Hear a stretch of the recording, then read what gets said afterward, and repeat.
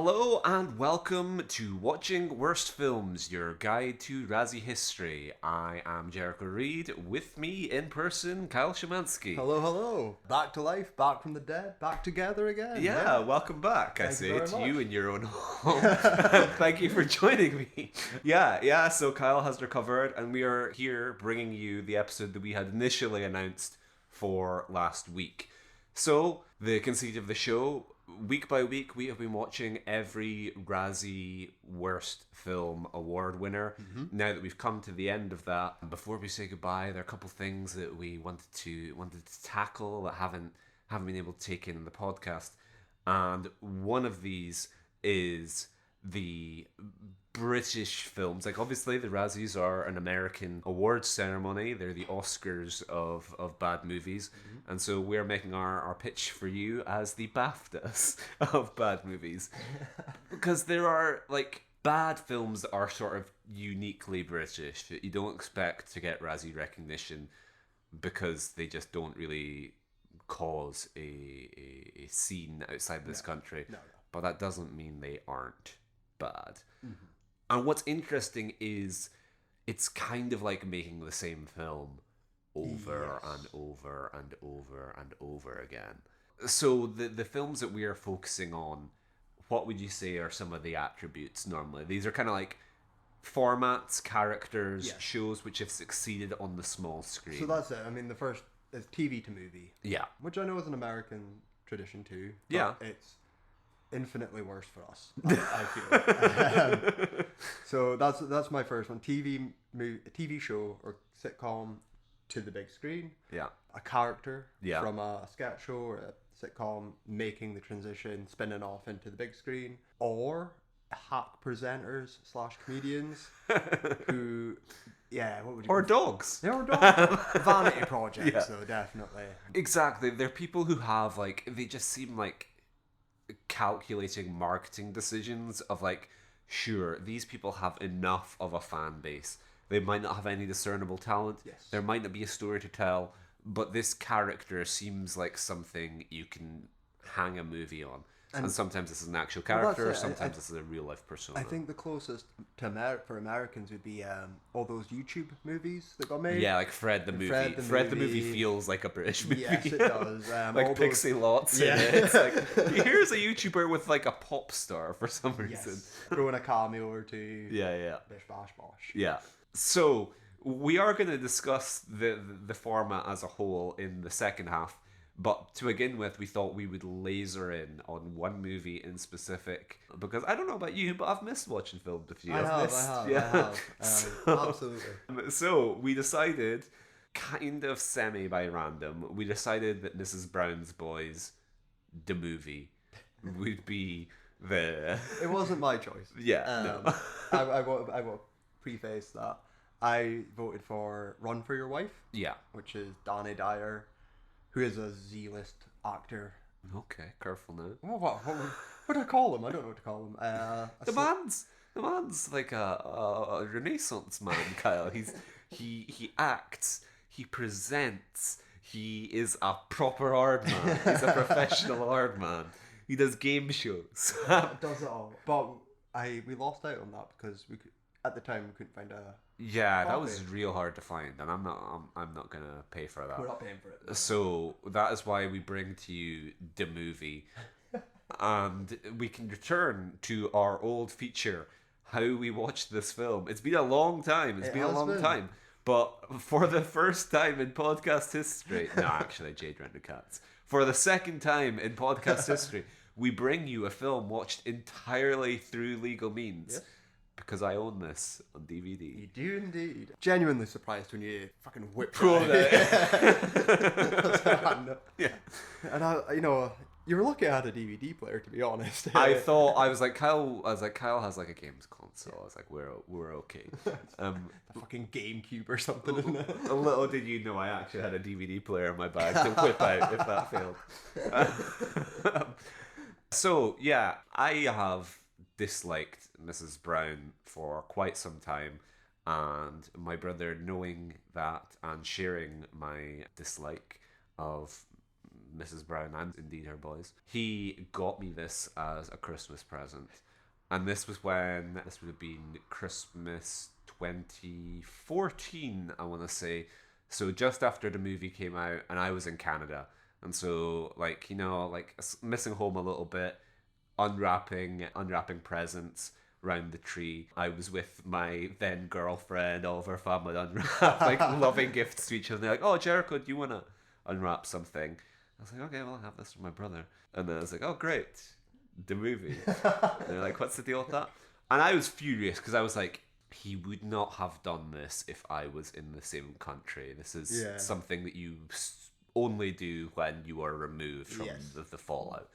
And I was like, well, he made a massive mistake because his birthday is this next month. So guess what he's getting for his birthday? And it's a real case of you send one of mine to the hospital, you best believe I'm sending one of yours to the morgue. In Canada, there's all these like Scottish stores that sell like shortbread and iron brew and stuff. And there was one of those like in Ontario somewhere that sold Mrs. Brown's merchandise. So I got a t-shirt, like a white t-shirt with I can't remember what it had. I think it had like the little cartoon effigy of her, and it said, "I'm one of Mrs. Brown's boys." Oh God! And so I got that, wrapped the DVD in it, and then re-gifted it to my brother for his birthday. And then it returned to me the following Christmas. And I decided, I was like, you know what? No, I immediately thought how I could strike back, how I could escalate, but I was the bigger man. I was like, one of us needs to de-escalate this. Otherwise, we're going to end up spending hundreds of pounds on Mrs. Brown's Boys merchandise as a bit. And I don't want to do that. But we had this just sitting on my shelf because I was like, well, I'm not going to get rid of it. So just sitting on my shelf for years. I never planned to watch it. And then this podcast rolled around. Finally. So, what is your history experience with Mrs. Brown and her boys? Mine's is very little in comparison to you. Yeah. You've got much more of an intricate... Your life story is weaved in with Mrs. Brown. No, I've seen maybe minutes in total of the TV show. I hate it. Yeah. It's not for me. So I didn't watch it. So it's like simple. Like it's nice and clean. It's not for me. I did say I was very flabbergasted, I guess, about how popular this is. Yeah. How much of a success this is. And it's not often something really resonates from even Ireland over to Britain as much as this. Yeah, I mean, like it's kind of funny, isn't it, that like this cultural export is just something that like no Irish person watches. It's just like toxic, noxious gas that they're pumping out into the rest of the world. But it's probably similar, and I know we spoke about it before. It reminds me of Little Britain, which is probably the reverse of something I hate, but was hugely successful and managed to be exported. Yeah. And very similar, almost comedy stylings as well. Yeah. Offensive, crass, lowbrow, cheap. Relies easy. On cross-dressing. Yeah. So it ticks all the same boxes. All the same boxes are ticked. It's just with the Irish sort of slant to it. Like we said, with these films, it's like one film with 1,000 faces. Of they're all kind of the same film. You're just watching reskins of the same thing. 100%. But yeah, that's my background. Any more background for you? Any more stories you're wanting to share of? Well, I am in Mrs. Brown's Boys. Well, that's what I'm saying. It's intricately linked. I can't remember when this was. I was tight up for cash, and this was back in the days when I still denigrated myself with extra work, and I was like, oh, they're filming Mrs. Brown's Boys Christmas special. I could really do with the money, so I was an extra in Mrs. Brown's Boys, and I'd hated it. So I think this has been going for ages. It's like it was like an institution, and then it's kind of like Doctor Who for like it's like the sitcom Doctor Who of it was like an actual show, and then it got so popular that they kind of were like maybe we'll just become like a Christmas thing. So it's like a Christmas institution of people would watch the Mrs. Brown's Boys Christmas special, and like my parents watched it, my grandparents watched it, my aunts watched it, and they'd all have conversations about like, oh, Mrs. Brown, you know, like it's a little bit blue for my taste, but it doesn't make me laugh. And meanwhile, me and you were working in Asda, stocking the shelves, and like it sold like hotcakes. Like people really liked it. And that was enough for curmudgeon Jericho to form an opinion on the basis of something that he knew nothing about. So I really didn't like it by the time I decided to go on a cultural experience. I was like Louis Theroux voyaging. I was like Martin Sheen journeying into the heart of darkness. I was like, this isn't humiliating myself for money. This is studying a phenomenon and learning. And becoming part of it as well. Yeah, exactly. Part of the rich tapestry. So I, alongside Noddy Holder, was in the Mrs. Brown's Boys Christmas special, which was, honestly, it was fascinating. I don't have a bad word to say about Mrs. Brown. Like, supposedly he's a member of Mensa. Like, he's apparently, like, a genius. Okay. And everyone says how nice he is. And he was, like... He was like a genuine guy and took the time to like take selfies and sign things for like all the extras, and I was like, nah, not for me. You're all right. You're all right, pal. But nevertheless, he was a genuinely That's good, surprising. friendly sort of like took the time to like that thing people say about Tom Cruise. If he kind of like looked you in the eye and like made an effort to learn your name, just he seemed to take it really seriously, and so can't say anything about the man himself. And now proceed to rip his life's work and family members apart. Absolutely. I also made like a little video about how Mrs. Brown's Boys is essentially When the Whistle Blows from Extras. So I made like a little video comparison of the two, and that is probably the most I've watched Mrs. Brown, because I need to get clips to kind of illustrate my points. And I didn't really watch any because I would just skim through, randomly land at where I was, and I'd be like, great, that's enough. I know Extras comprehensively, so I can find something about Extras to tie in with this. And yeah, it's so bad that you can just like stumble around in the dark and just land on something like, oh, this is hideously racist or misogynist or unfunny or whatever. So I do have quite some experience with this, but I'd never seen the movie before for good reason. So on a budget of 3.6 million, Okay. Ooh. which almost entirely must have went to cast. How much do you think this made? Cast and soundtrack, licensing. I'm at 10 times. 30. 30 is my... Yeah, you're more or less right. Okay, so they've changed the dollars, so it made $28.8 million. So that's quite a bit less. Okay, so yeah, that's probably... Particularly when the exchange rates were more Yeah. favourable. But still... Still profit, though. It was total gross of 14.7 million, third highest grossing British or Irish film in the domestic market in 2014, behind Between Us 2 and Paddington. Yeah, as I said, I do like how the other two are actually British films. Yeah. So it's the highest grossing Irish film. Yeah, we should probably acknowledge that straight out the gates of like committing cardinal sin of presenting our special in British movies, and the one that we focus on the most is Irish. But this is like... The cast is Irish, but the DNA of this film is Scottish, given that like it's a BBC... The show's a BBC Scotland production. I'm sure with the film, this was made by BBC Scotland. And like we said, it's the kind of thing that Ireland was like, nah, Brandon, you're all right. Why don't you take it over to the mainland? Like those... But like that's fucking Anglos will lap this right up. So 15 million off 3.2 is not bad at all. No, healthy return. And then you're not counting DVD sales, which would have been probably... Yeah, it probably would have hit 30. It said it made a lot on the home market. Because, Christmas presents. People buying it for family members, brothers buying it for brothers. So, yeah, this film... Like, it was supposed to get a sequel at one point in time, but for... Fucking Jesus. For whatever reason, that sequel did not materialize. So, starting off with the film, I let out like an audible groan when we get the studio logos, and I am reminded that this is a Universal film. Yeah. And a proper Universal. Like, I know it's it's not like a subsidiary or anything that they... Full logo, Yeah. Yeah, that's disappointing. Yeah. But it made a profit, so... That's what got them Oppenheimer, because no one saw their treatment of auteurs, how they allowed Mrs. Brown to realise her vision, and was like...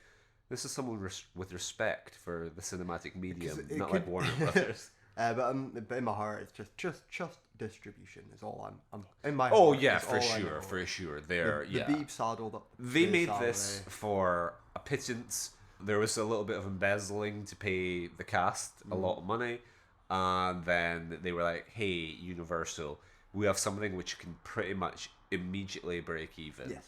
would you like to distribute this? So to go back to the Auteur theory, I've never seen it. Like, it's not advertised like this on the box or anywhere else, but in the film title card, it's introduced as Brendan O'Carroll's Mrs. Brown's Boys, the movie. And yeah, the TV show's not that, is it? No. The Road Show maybe has his name on it, but yeah, it's just a nice little gotta know whose idea it is, I guess. The person whose name is all over this, and indeed whose family members stack out the cast. I'm just not quite sure. Like, how involved were they? Was this like a gun for hire kind of thing? And so my next note, Ennio Morricone. Yep. So we open with Mrs. Brown in bed, and then we get the strains of Ennio Morricone's. What's it called? It's the theme from The Good, the Bad, the Ugly. That's it. Okay, yeah. Main title. So I mean, Ennio's still alive in 2014, so that's a paycheck for him or the Leone family estate. Surprising. I don't know how much that would be to license, but yeah, she's in bed. Yeah. I want to say as well, before we even talk about any of that, it looks like a TV show. Yeah. And they make a joke out of it and turn it into a movie, but it still looks like a TV show. I'm used to this. For some reason in my head, the Bean movie is one of my go-to. Yeah. When you take a small premise idea and you're transplanting a very, very cheap show into a big Hollywood movie. Yeah. And the second that starts, you know it's a movie. Even if you don't like it, it looks like a movie. Yeah. It still looks like a fucking TV show to me.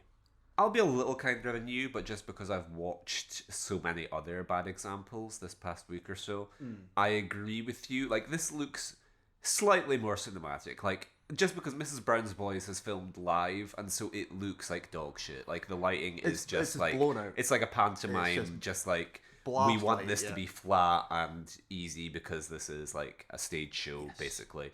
Sitcom. It's just sitcom lighting. The movie looks a little bit more cinematic than that, in that there is a little bit of care and thought gone into like shot composition and crane shots and things. I think what might hold it back is that like it has to use the same locations. Like, you're using her bedroom and her kitchen and places that we've seen from the sitcom, so they kind of need to look consistent enough. So they're using sets that just look kind of cheap and kind of like it's like the Power Rangers movie or something, where it just looks like a TV show with a little bit extra, like a special, because it doesn't look great. So Morricone, Grandfather Brown, comes out and he's gonna hit Mrs. Brown with like a broom, baseball bat or something. A baseball bat, yeah. And then no, he hits the alarm clock instead, and Mrs. Brown starts her day. Yes. So she's listening to "She's a Lady," because get the joke. She's not a lady; it's a man in drag. And isn't that funny? But this is like, so when she's like getting ready for her fucking day, and I didn't know about the fourth wall breaking that she does as well. Yeah. Like looking at the camera and I'm late and all this shit. I was very worried, but yeah, she's burning toast. Yeah, It's like Barbie. It's like the Barbie, like when the milk's off and the the shower's too hot. Yeah, it can all be traced back. Oppenheimer, Barbie, it all goes back to Mrs. Brown. So, as you said, the meta angle of this, my note was Deadpool, eat your heart out. Because, like, she leaves her room and you see, like, there's, like, a curtain backdrop. Well, she leaves onto the set, She leaves onto the set. Exactly, there's like a curtain backdrop, you see the lights. And she stops and pauses. Like the beginning of Sebastian Lilo's The Wonder with Florence Pugh. And they're playing with our expectations. And she sees the curtain. She's like, oh, that's good. Yeah. And then she pulls it down. And the street, which the backdrop was of, is right behind her. Movie magic. She says, morning to her friend, Fat Annie. Which, spoilers, this film isn't going to pass the test for progressive audiences of 2024 by the time this comes out. No. This is Mrs. Brown is she's kind of a problematic figure. She very much is. But that's why they love her. That political correctness goes out the window, and she's says it like it is. Some grannies say feck. That's just the reality of the world we live in. Listen, if you came here looking for a safe space where a granny's not going to say feck and Fat Annie's not going to be called fat, she's going to be called overweight Annie, You have come to the wrong place, my friend.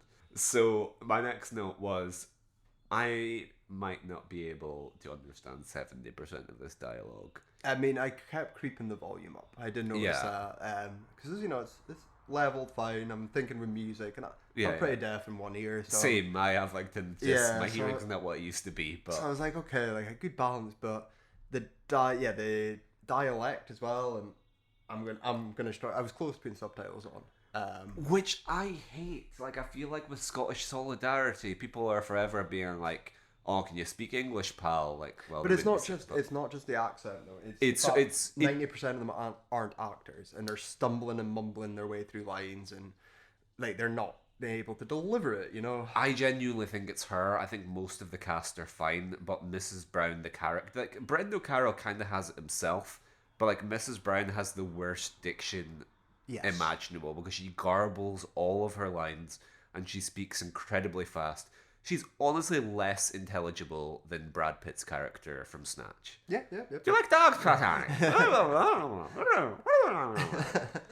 And so my next note is West Side Story. Yeah. Because Mrs. Brown is walking down the street in like a big musical number with like, she's pushing a pram and Fat Annie's pushing a pram and all these other Irish mammies are pushing prams and sort of like and it's got that, swaying in time. And it has that weird, and I assume this is in the show, but that time out of place where it does look like anywhere between Victorian England to the 70s, depending on what is needed. I like that. I got quite a every sperm is sacred from life kind of vibe from it. That's the appeal of the show, is you're aiming it at these kind of British boomers like back in my day, like people who thought they fought in the war despite being born in like 1972. So yeah, it does have that kind of interesting time period.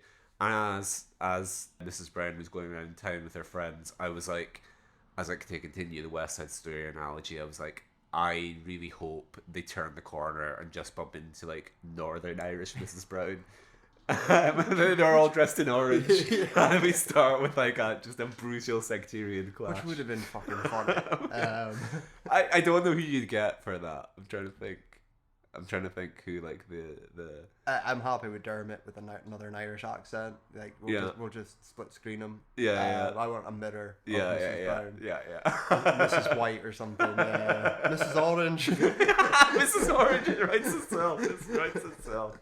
So yeah. Apologies to international listeners. This episode is meant to be introducing you to a corner of UK culture, but there's gonna be a lot of contextual information required to appreciate our constant references to I think you need to have to understand the intricacies of Irish politics to get this podcast. Yeah, anyway. exactly. Yeah. Okay, my next note is this guy's thing just wearing costumes?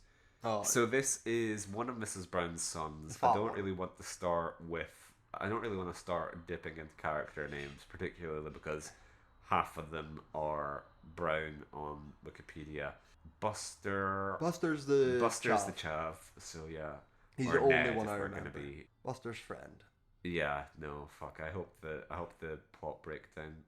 I was supposed to Dermot. Okay, it must be Dermot. Let me find.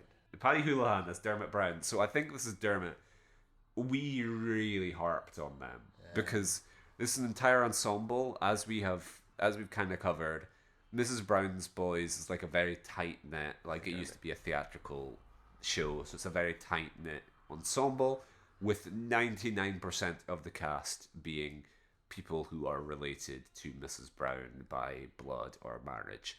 If not, they're people who have been working together for like 30 years and are essentially, since the show began as like a stage show, and are essentially family. So these are people who are cast for nepotistic reasons rather than merit. Yes. And so it goes without saying, like, Brendan's the only one with any kind of discernible talent. He is by far and away the most talented. Yeah. And the rest are just making up the numbers. I think Buster is not. He didn't make me smile once. He didn't laugh. There's nothing funny.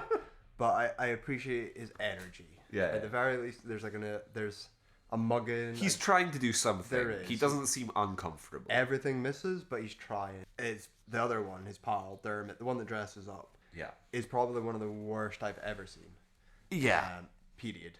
Like, he is uncomfortable to even, like, and he's not, he's meant to be the straight man. They're the, the foil, the comedic foils, I guess. But, like, holy crap, he is so uncomfortable and, like, just doesn't seem natural at all in any way.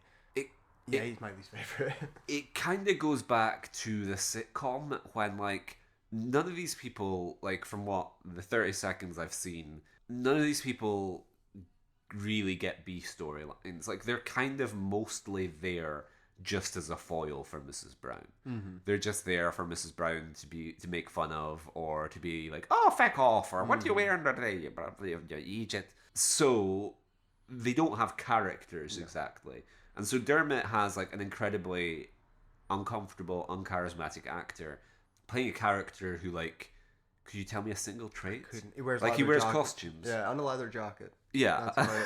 That's about it. So, I don't know anything about him. Because he has no personality, so they just put him in a series of funny costumes. And so he's introduced dressed up like a frog. Yeah. And someone's like, are you a lizard? He's like, no, mate, I'm a frog. I'm a bee. But then, so, like... This is something that is fundamentally wrong with the film. I understand 99% of the audience are Mrs. Brown's fans. They know it, right? But I'm thinking of, like, the Alan Partridge movie. You don't need to fucking watch Knowing Me, Knowing You, and all all the spin-off. You could just go and watch a fucking film, and you'll get it. He's a strong enough character that he just works in the setting he's in. Whereas here, I don't know who the fuck anyone is other than Mrs. Brown. Yeah, like, I know her. I've seen her face. I've seen your fan club. I've never. But, like, the rest of them, I couldn't tell you who are you. I was relying on you to be like, that's meant to be the daughter, but it's also his wife in real life, and that's his son in real life, but it's his whatever. Like, no idea about any of them other than Buster, who is a chav. At least he has a gimmick. Yeah, he has exactly broad strokes, but it's something. And he also looks different. Like, he has eyebrows cut in. He's wearing, like, jewelry and earrings, so he looks different.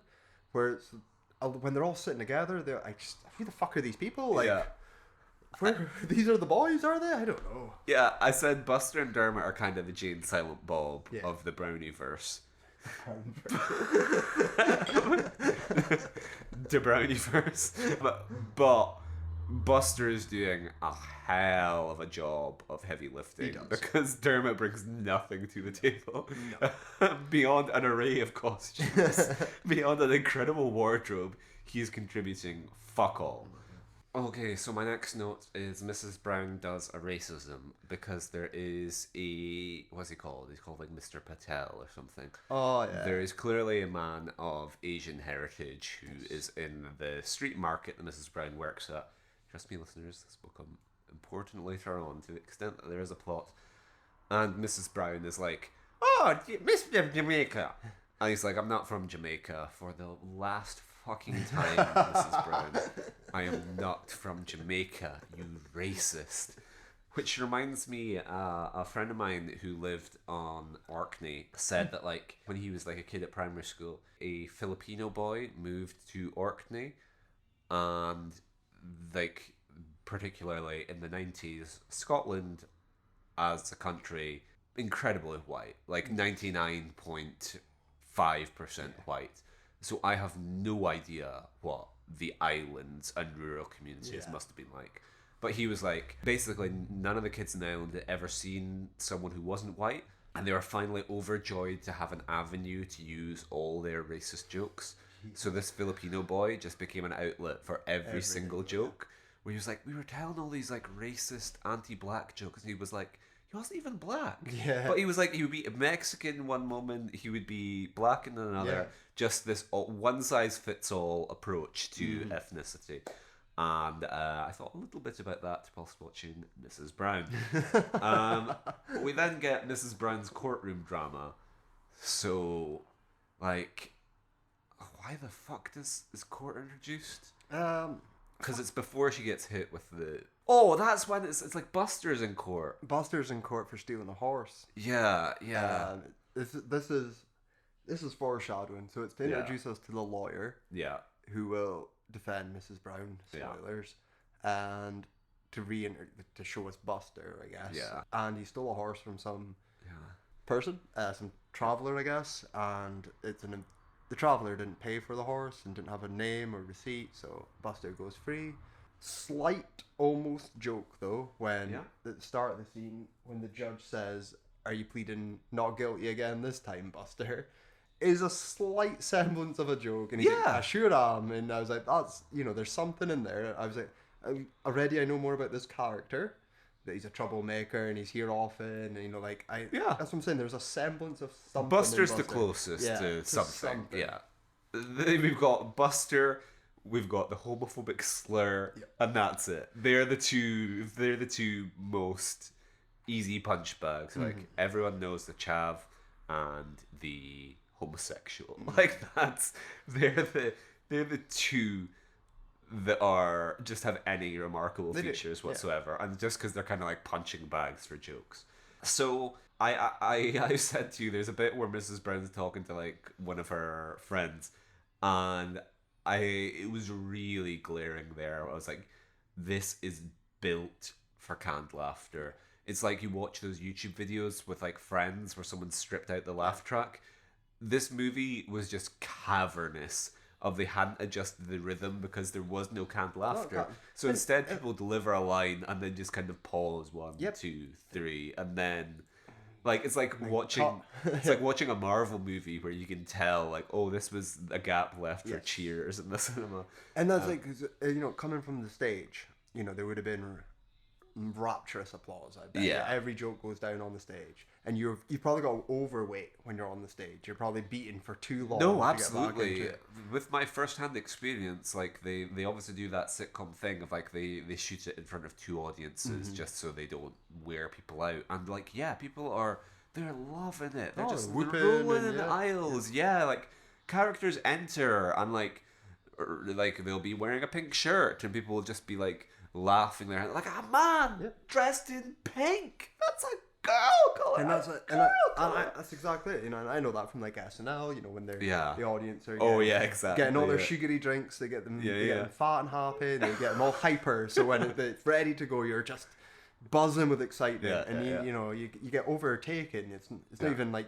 Tim Meadows comes in, they're laughing before he even speaks. But that doesn't translate to a film set. No, you go see the Mrs. Brown's Boys, the movie, you're not laughing when Mrs. Brown appears. No. You expect her to appear. Exactly. And that does, and the beats, they do get a little bit better. Yeah. But at the start, there is. You could drive a truck through the pauses. It's like dead air. It's weird. It's eerie. But yep. Yeah. Okay, and then this is what you call the John Wick. Mrs. Brown goes John Wick. John Wicko mode. When my thing was Guy Ritchie, because there are Russian gangsters involved in this, and one of them is like, I'm going to rip off your head and shoot down your neck. And I was like, this is a little intense for Mrs. Brown.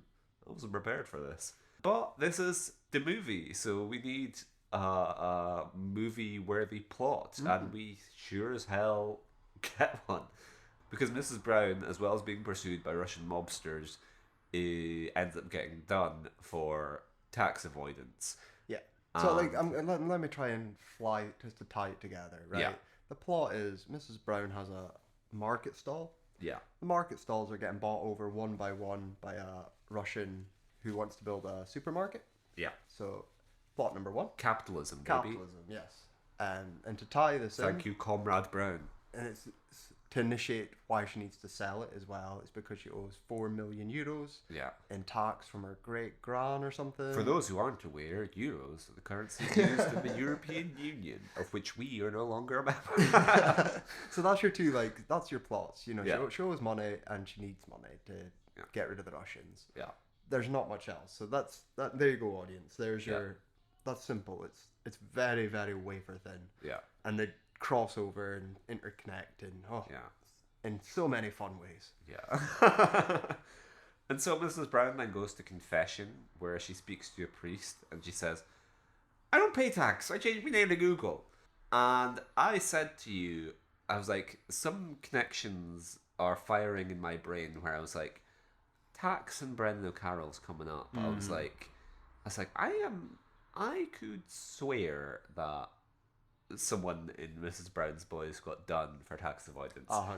And sure enough, 3 stars from the show were named in the Panama Papers and reportedly avoided more than $2 million in tax. Yeah. And so this makes quite some reading, because there are lots of interviews where Brendan kind of like circles the wagons. Again, just kind of like, he's a member of Mensa, I guess, and like his family are incapable of speaking on their own, because he wasn't personally implicated in it, but nevertheless, he speaks about his daughter, his adult daughter, like his... Who's in the film? Yeah, who's like, a grown woman. They scared the life out of her. It seems to be an effort to tarnish the show. We've done nothing. Tarnish a show. Imagine that. As if you have to like frame, as if you have to conduct some conspiracy to tarnish the legacy, the reputation of Mrs. Brown. We've done nothing wrong. Fiona was in tears. I spent the whole day comforting her. She is not an oligarch laundering money through the Greek banks, nor does she deal in the arms trade, deal drugs, or traffic people. She has never committed a crime in her life. She doesn't have a private yacht or a collection of luxury cars. She drives a Kia People Carrier, which is necessary if you have 4 toddlers.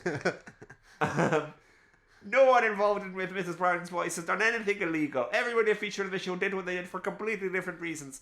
Paddy and Fiona wanted to regularize their income over a period of time so they could pay tax over a longer period of time. What's really important is that nothing they did was illegal. In the case of Fiona, Paddy and Martin, not one penny of their BBC money went into that fund. And then he says, in my daughter's Fiona's case, I know she paid £200,000 in tax last year. Mm-hmm. So, how much money must they be on? They will be on stupid. But the thing is, and it clicked at the end when you looked at it, all these companies that produce this film are him. Yeah. And they're his family. Yeah. And there's probably 30 different companies, you know, like with different family members, directors, and financial blah blah blah. Like, you spread them out. Like, it's, if you're this nepotistic and you're putting your entire family into your cash cow, their course they're taking. Their course, there's going to be stuff going on. It's just because I'm like, I don't like it's all BBC Scotland, and like, but he owns Mrs. Brown. Yeah, I guess the royalties are like DVD sales and things. I guess it's probably these like T-shirts that random people are buying for their brothers. Right? Excuse me. Straight to his... I am pretty certain that was a knockoff. I do not think that was a license. That was all bootleg. I did nothing illegal. No collusion. I know. Listen, I paid over 30,000. The brown shirts were made in Mexico. We got a lot of great guys in Mexico. They're working very, very hard. Yeah, because like, I don't know, like, I don't want to say anything which may harm my career, but I've brushed up against BBC Scotland at certain points, and I'm like, £200,000. If she's paying £200,000 in tax, I was like, it wouldn't surprise me if £200,000 was like 50% of BBC Scotland's budget for the year. I was like, BBC Scotland's budget cannot be big enough that they are paying a nobody in Mrs. Brown's Voice. But I don't know. That's it. These are the ones that it'll be director, like merchandise or something. It will be income from various Holyrood accounting for you. Sturgeon must condemn. Must condemn. Yeah. And then, so my next note for you is, this is 100% a BBC set because I had to walk through that door 500 times. So this is when they go off to the pub. This is where Noddy Holder was jamming away on the keys. And in one scene I just had to walk through the door like a bunch of times. So that's the local where they just kind of mope around, I guess. Mrs. Brown's like, oh, for fuck's sake, I'm having to pay me tax bills. And that's it. I was like, it's granted, like, I had to look it up. So they got busted in the Panama Papers in 2017. The movie was made in 2014. Mm-hmm. So it would be even more ballsy if it was the other way around. But still, I'm going to say that he was aware his family were involved in dodgy dealings. Oh, so to then make the injustice of paying taxes the plot of your movie, oh boy, wow. So we get our first sort of big cameo. Eamon Holmes is in this movie. Eamon Holmes is an Irish presenter who is like, he was normal during our youth, wasn't he? What was he on this morning? This morning's him and his wife. Yeah. Whose name I forget. He was kind of normal, and now he's become a kind of like He's pound leaned in- shop Piers Morgan. He's leaned into the budget diet Piers Morgan. Yeah, he's like a boomer, like yeah. cancel culture, wokeness, But like he was essentially GB News guy. Yeah, but he was the Philip Schofield of our day. Really, he was our. okay, let's not say anything live. Let somebody show. Yeah. I'll take on the BBC. In fact, Eamon Holmes came out about Schofield, and I know this because I have to deal with it at work, but Eamon Holmes was like, well, I knew about Schofield all along. And then you cut, it's like- cut to him like shaking his hand, Yeah, and exactly. hugging him, and going, "Oh, Phil." Jesus. Anyway, he's like a professional Egypt who is in this for like a second as like Lincoln Wilson. as like a newscaster. Next note is the Mickey Rooney moment. So this being a passion of yours, do you want to take over? Passion of mine, Mickey Rooney. So Buster is running a ninja school for the blind Yeah.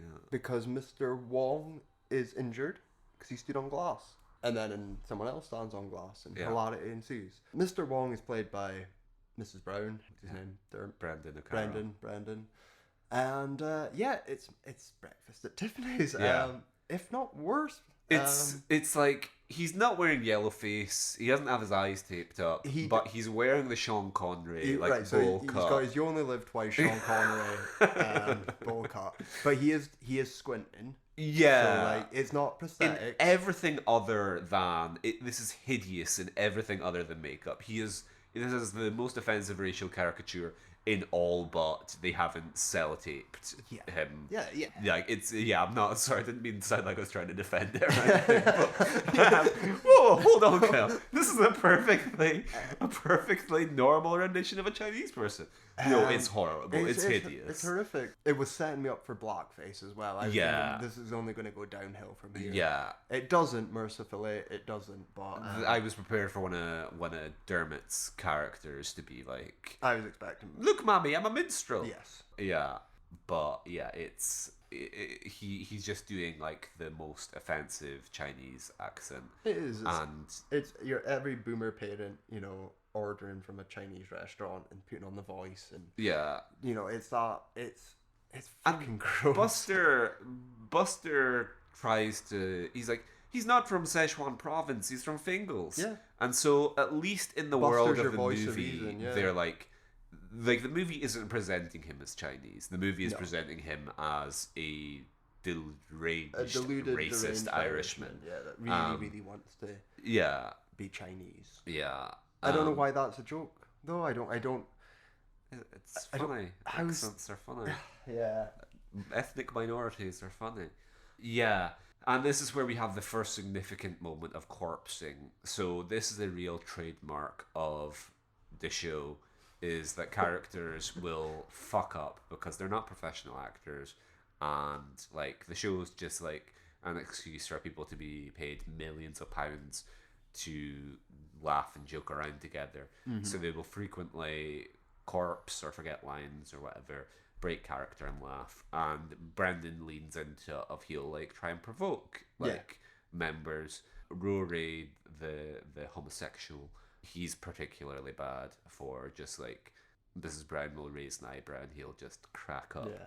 So this is of course a key thing which people will be offended if the movie does not provide. And I've spoken about it on previous episodes with the Sandman of I'm like, why am I paying money to watch other people laugh? I want to laugh. Yes.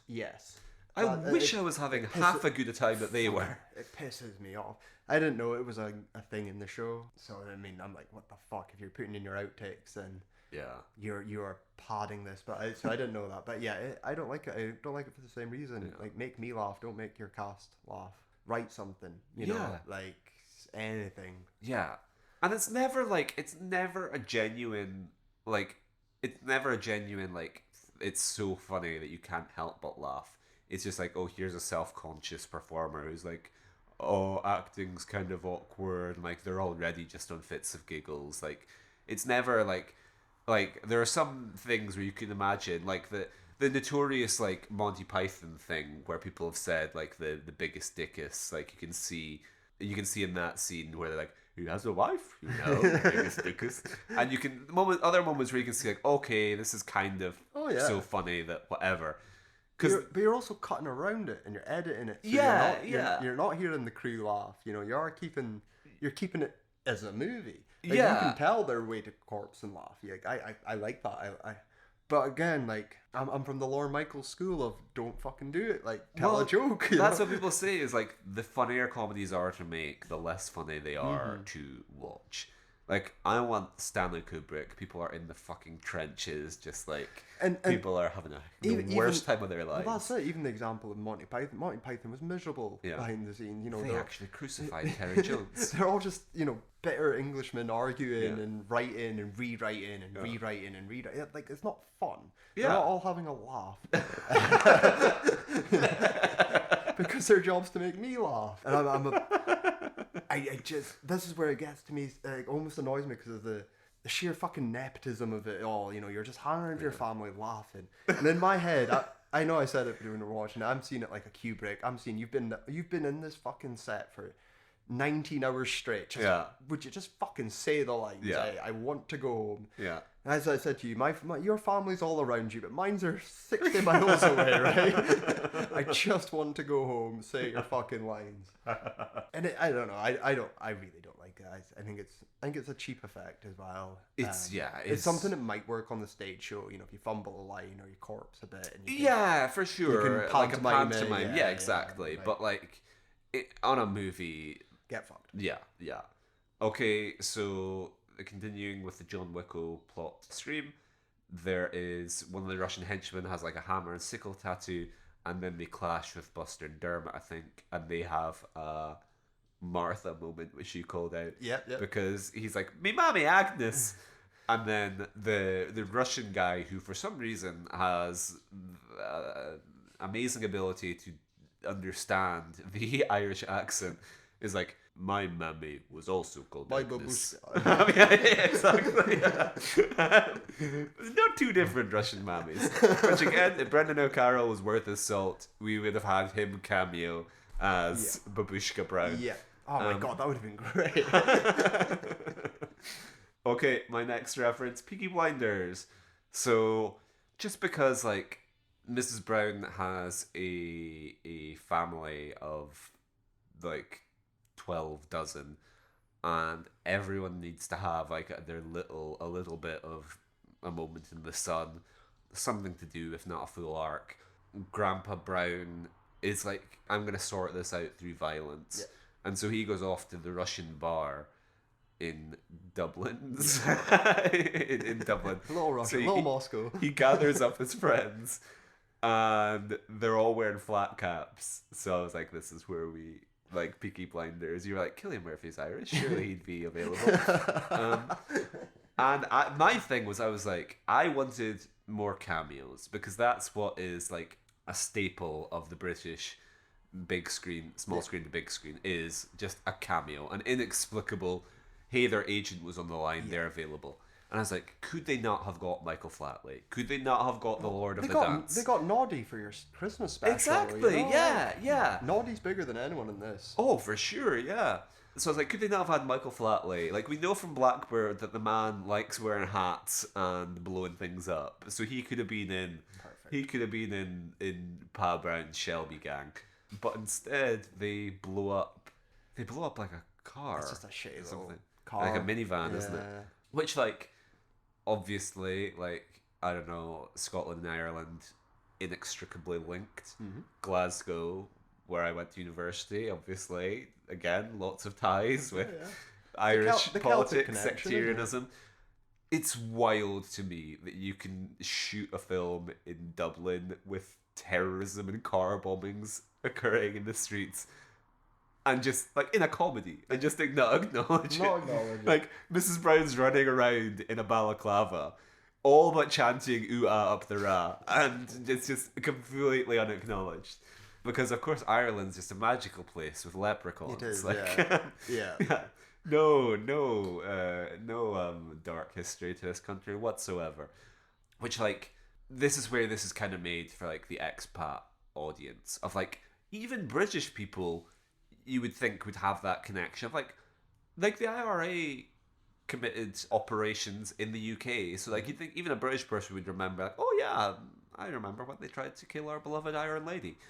But, like, it's not like in America where you have, like, Irish car bombs and things like that. I was like, this just... Anyway. But this is where I would segue into... You were disappointed with the lack of ambition of this film. It's my biggest fucking problem. Even the plot aside. Like I said to you, you take... I said it before with the bean. But, like, you take a fish out of... You put the fish out of water. You take your character and you do something with it. You got a budget. You got £1 million budgets. You know, you're... Like, something, anything. Even, it doesn't have to be America. It doesn't have to be big, but like even just somewhere to London. Even I don't care. She meets the Queen and all this. You know, we can get everything. Brendan O'Carroll plays the Queen. Yes, exactly, exactly. The whole royal family. Yeah, there's stuff we can make. You can do something with it. There's no ambition to this. You know what? I had a pedo sign. Oh, Your Majesty. No, actually, the politics of Mrs. Brown meeting the Queen. Unless we fully go Mrs. Brown's Republican Army, and we have them just like infiltrating Buckingham Palace to kidnap the Queen, and then she discovers that the Queen is a mammy, and isn't that different? It's the mammies are saying no. You got Mrs. Brown and the Queen, and aren't having 12 kids fucking annoying, and then the Queen's like, oh, tell me about it, yo. Keeping track of what they're up to. My Andrew. Oh, it would be because it's a BBC. Yeah, like it's weird having something so Irish and something so BBC. Yeah, it's a strange crossover. Which is just me lamenting why our godforsaken country had to be the one to birth this into the world. I was like, there is nothing more Scottish than giving a hack Irishman and his family millions of pounds to produce shit. It's just the train spotting, like, we're the lowest of the low. Like, we can't even produce our own wankers. We're just outsourcing wankers from other countries. Is there nothing more appropriate than the BBC giving money to Ireland before Scotland? Yeah. We can convert it to euros, but we can't convert it to Iron Brew, so no, it's not happening. Yeah. Okay, so my next note is another problematic outburst from Mrs. Brown. So they're speaking to an old woman, and Buster's like, or someone's like, can you hear me? And Mrs. Brown's like, she's not deaf, not retarded. And we had to do a double take. We were like, did we hear that correctly? Mrs. Brown's incomprehensible dialect working in her favor, because you're just like, how many other slurs has she potentially dropped throughout this film that I just did not catch? I was like, I must have spoken to you about it. It was a little after your time. An Irish traveller man offered me £10 to jerk him off at Asda. Did we ever speak about that? No. Okay. No. And he was like, £10 for a wank. And it took me, like, I had a Mrs. Brown's Boys length pause to decipher, did he just say what I think he said? And he repeated it. And I was like, okay. I'm sorry, sir, but my rates are not that low. So you've got a budget of 3.2 million. You could do more than a tenner. Okay, my next note: Toast of London.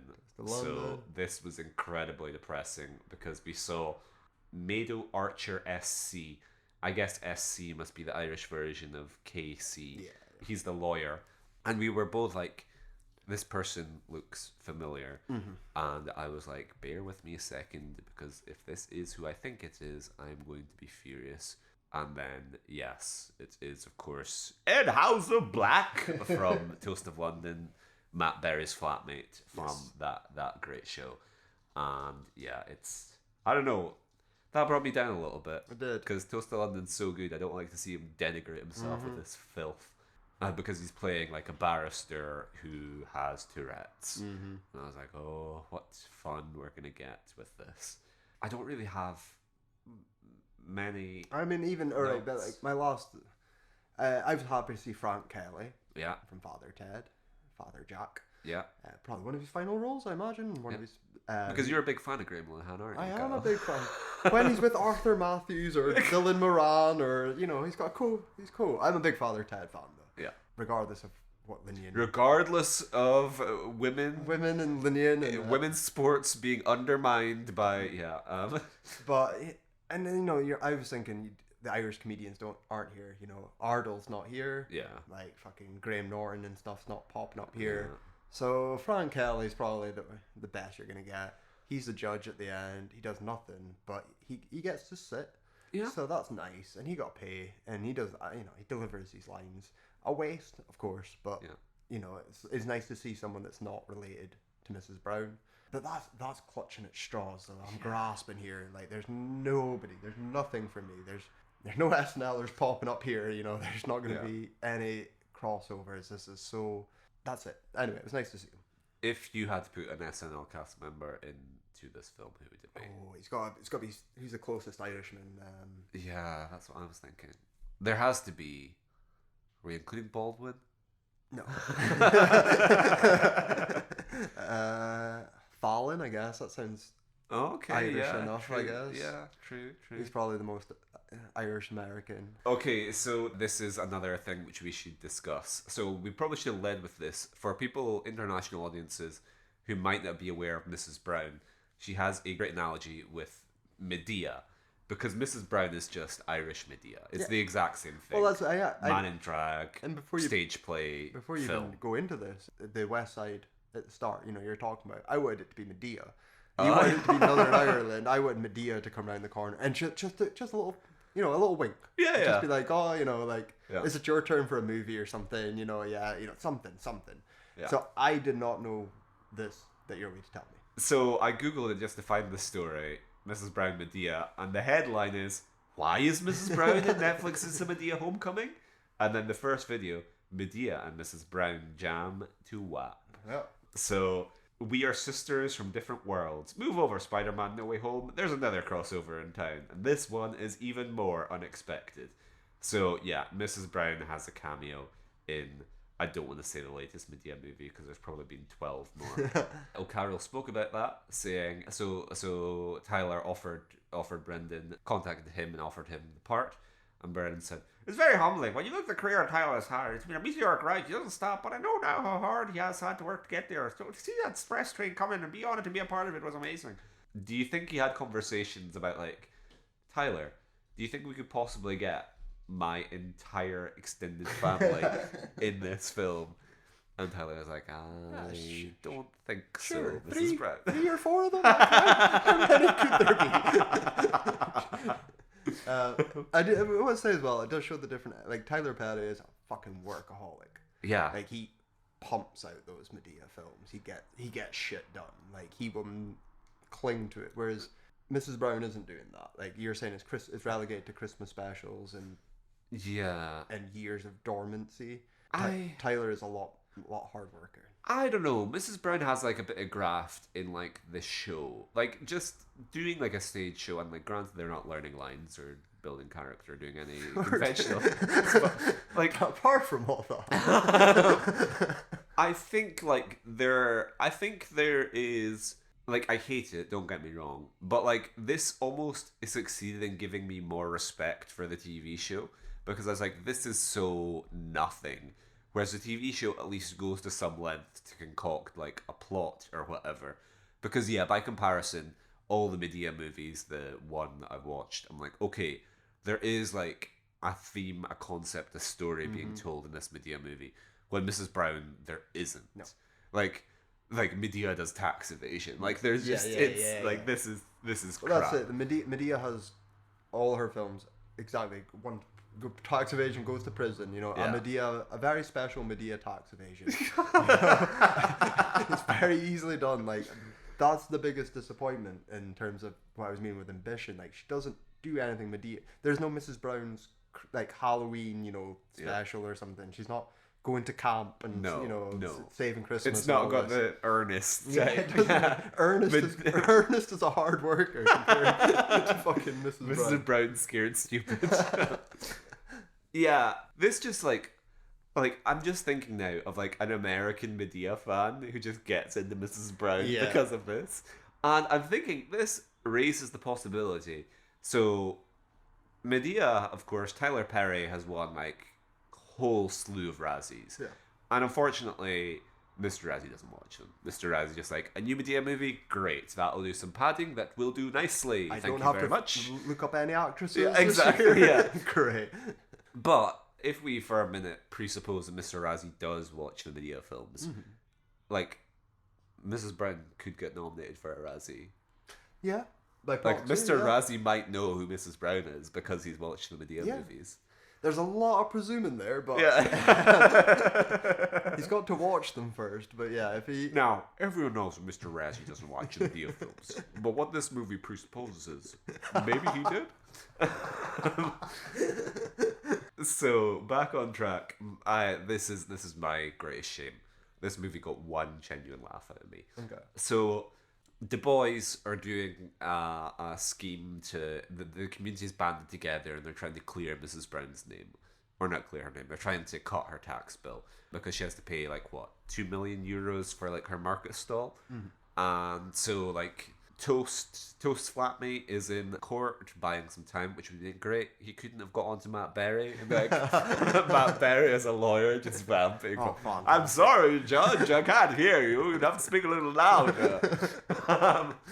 He said, what?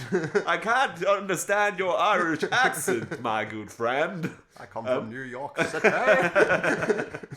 So they're like up to hijinks and they're breaking into somewhere to get like a document that's going to be their receipts. Yeah, Mrs. Brown has their receipts.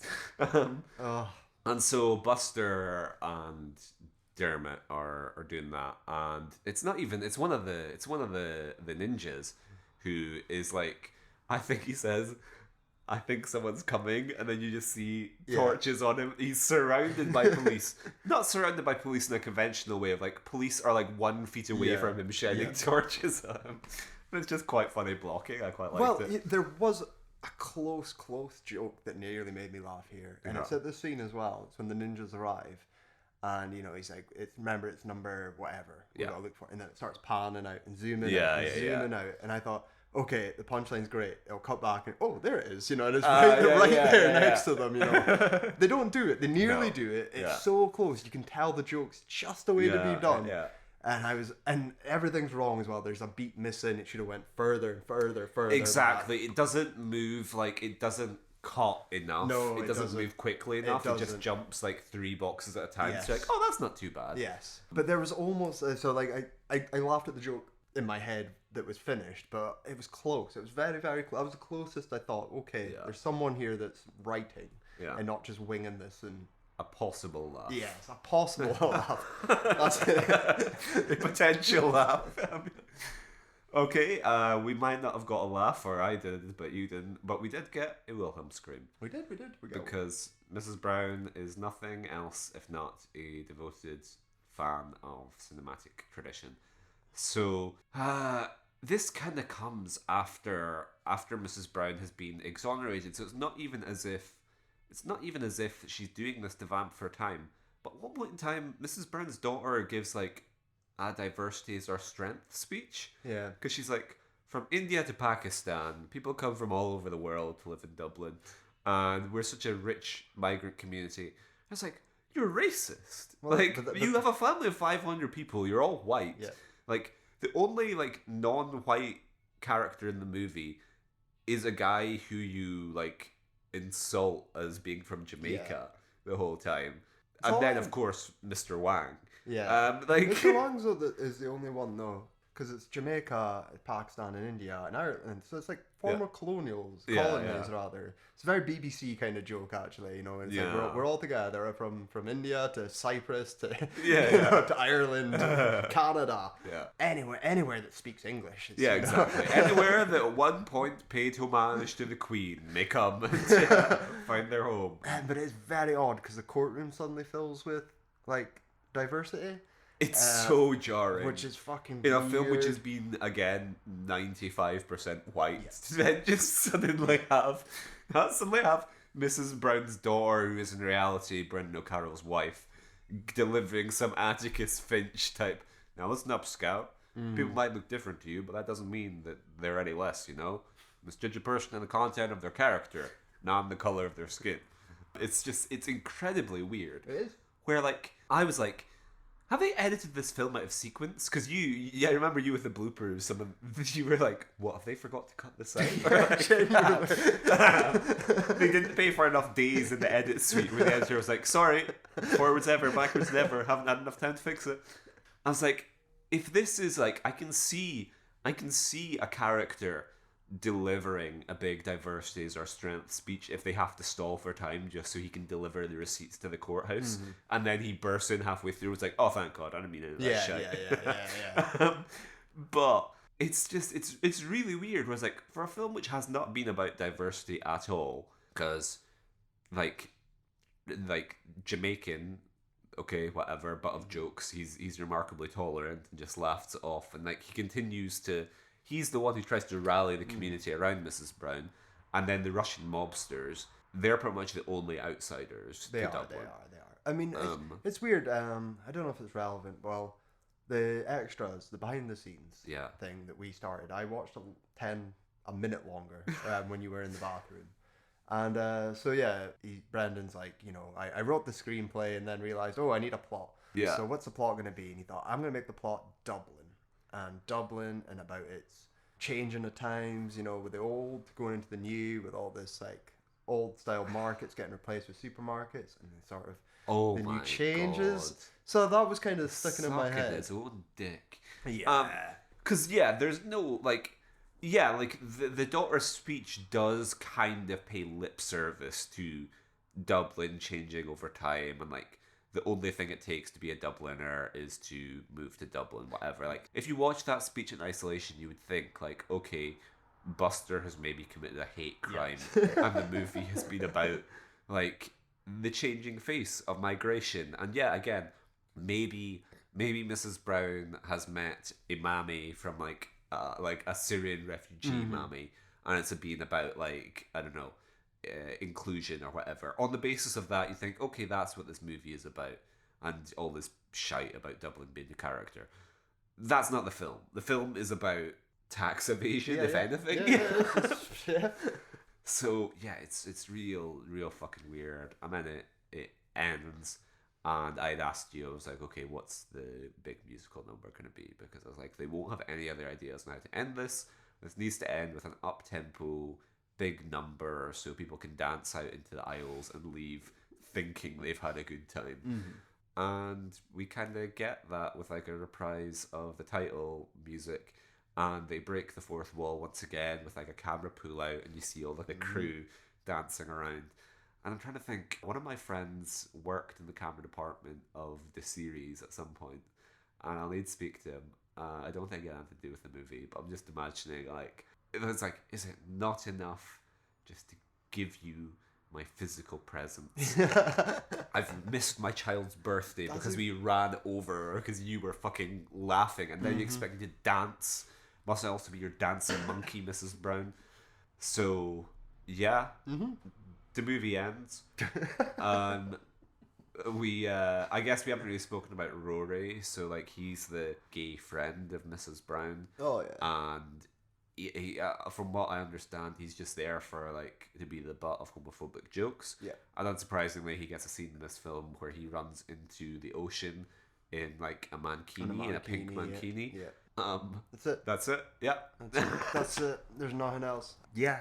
I don't have anything else to say about it. I do want to draw you up on, like, this is the most... I'm worried that this film had broken you in some way, because ordinarily you cannot get out of these films quick enough. Yeah. And so when you started playing special features afterwards, I was like, Kyle wants more? What?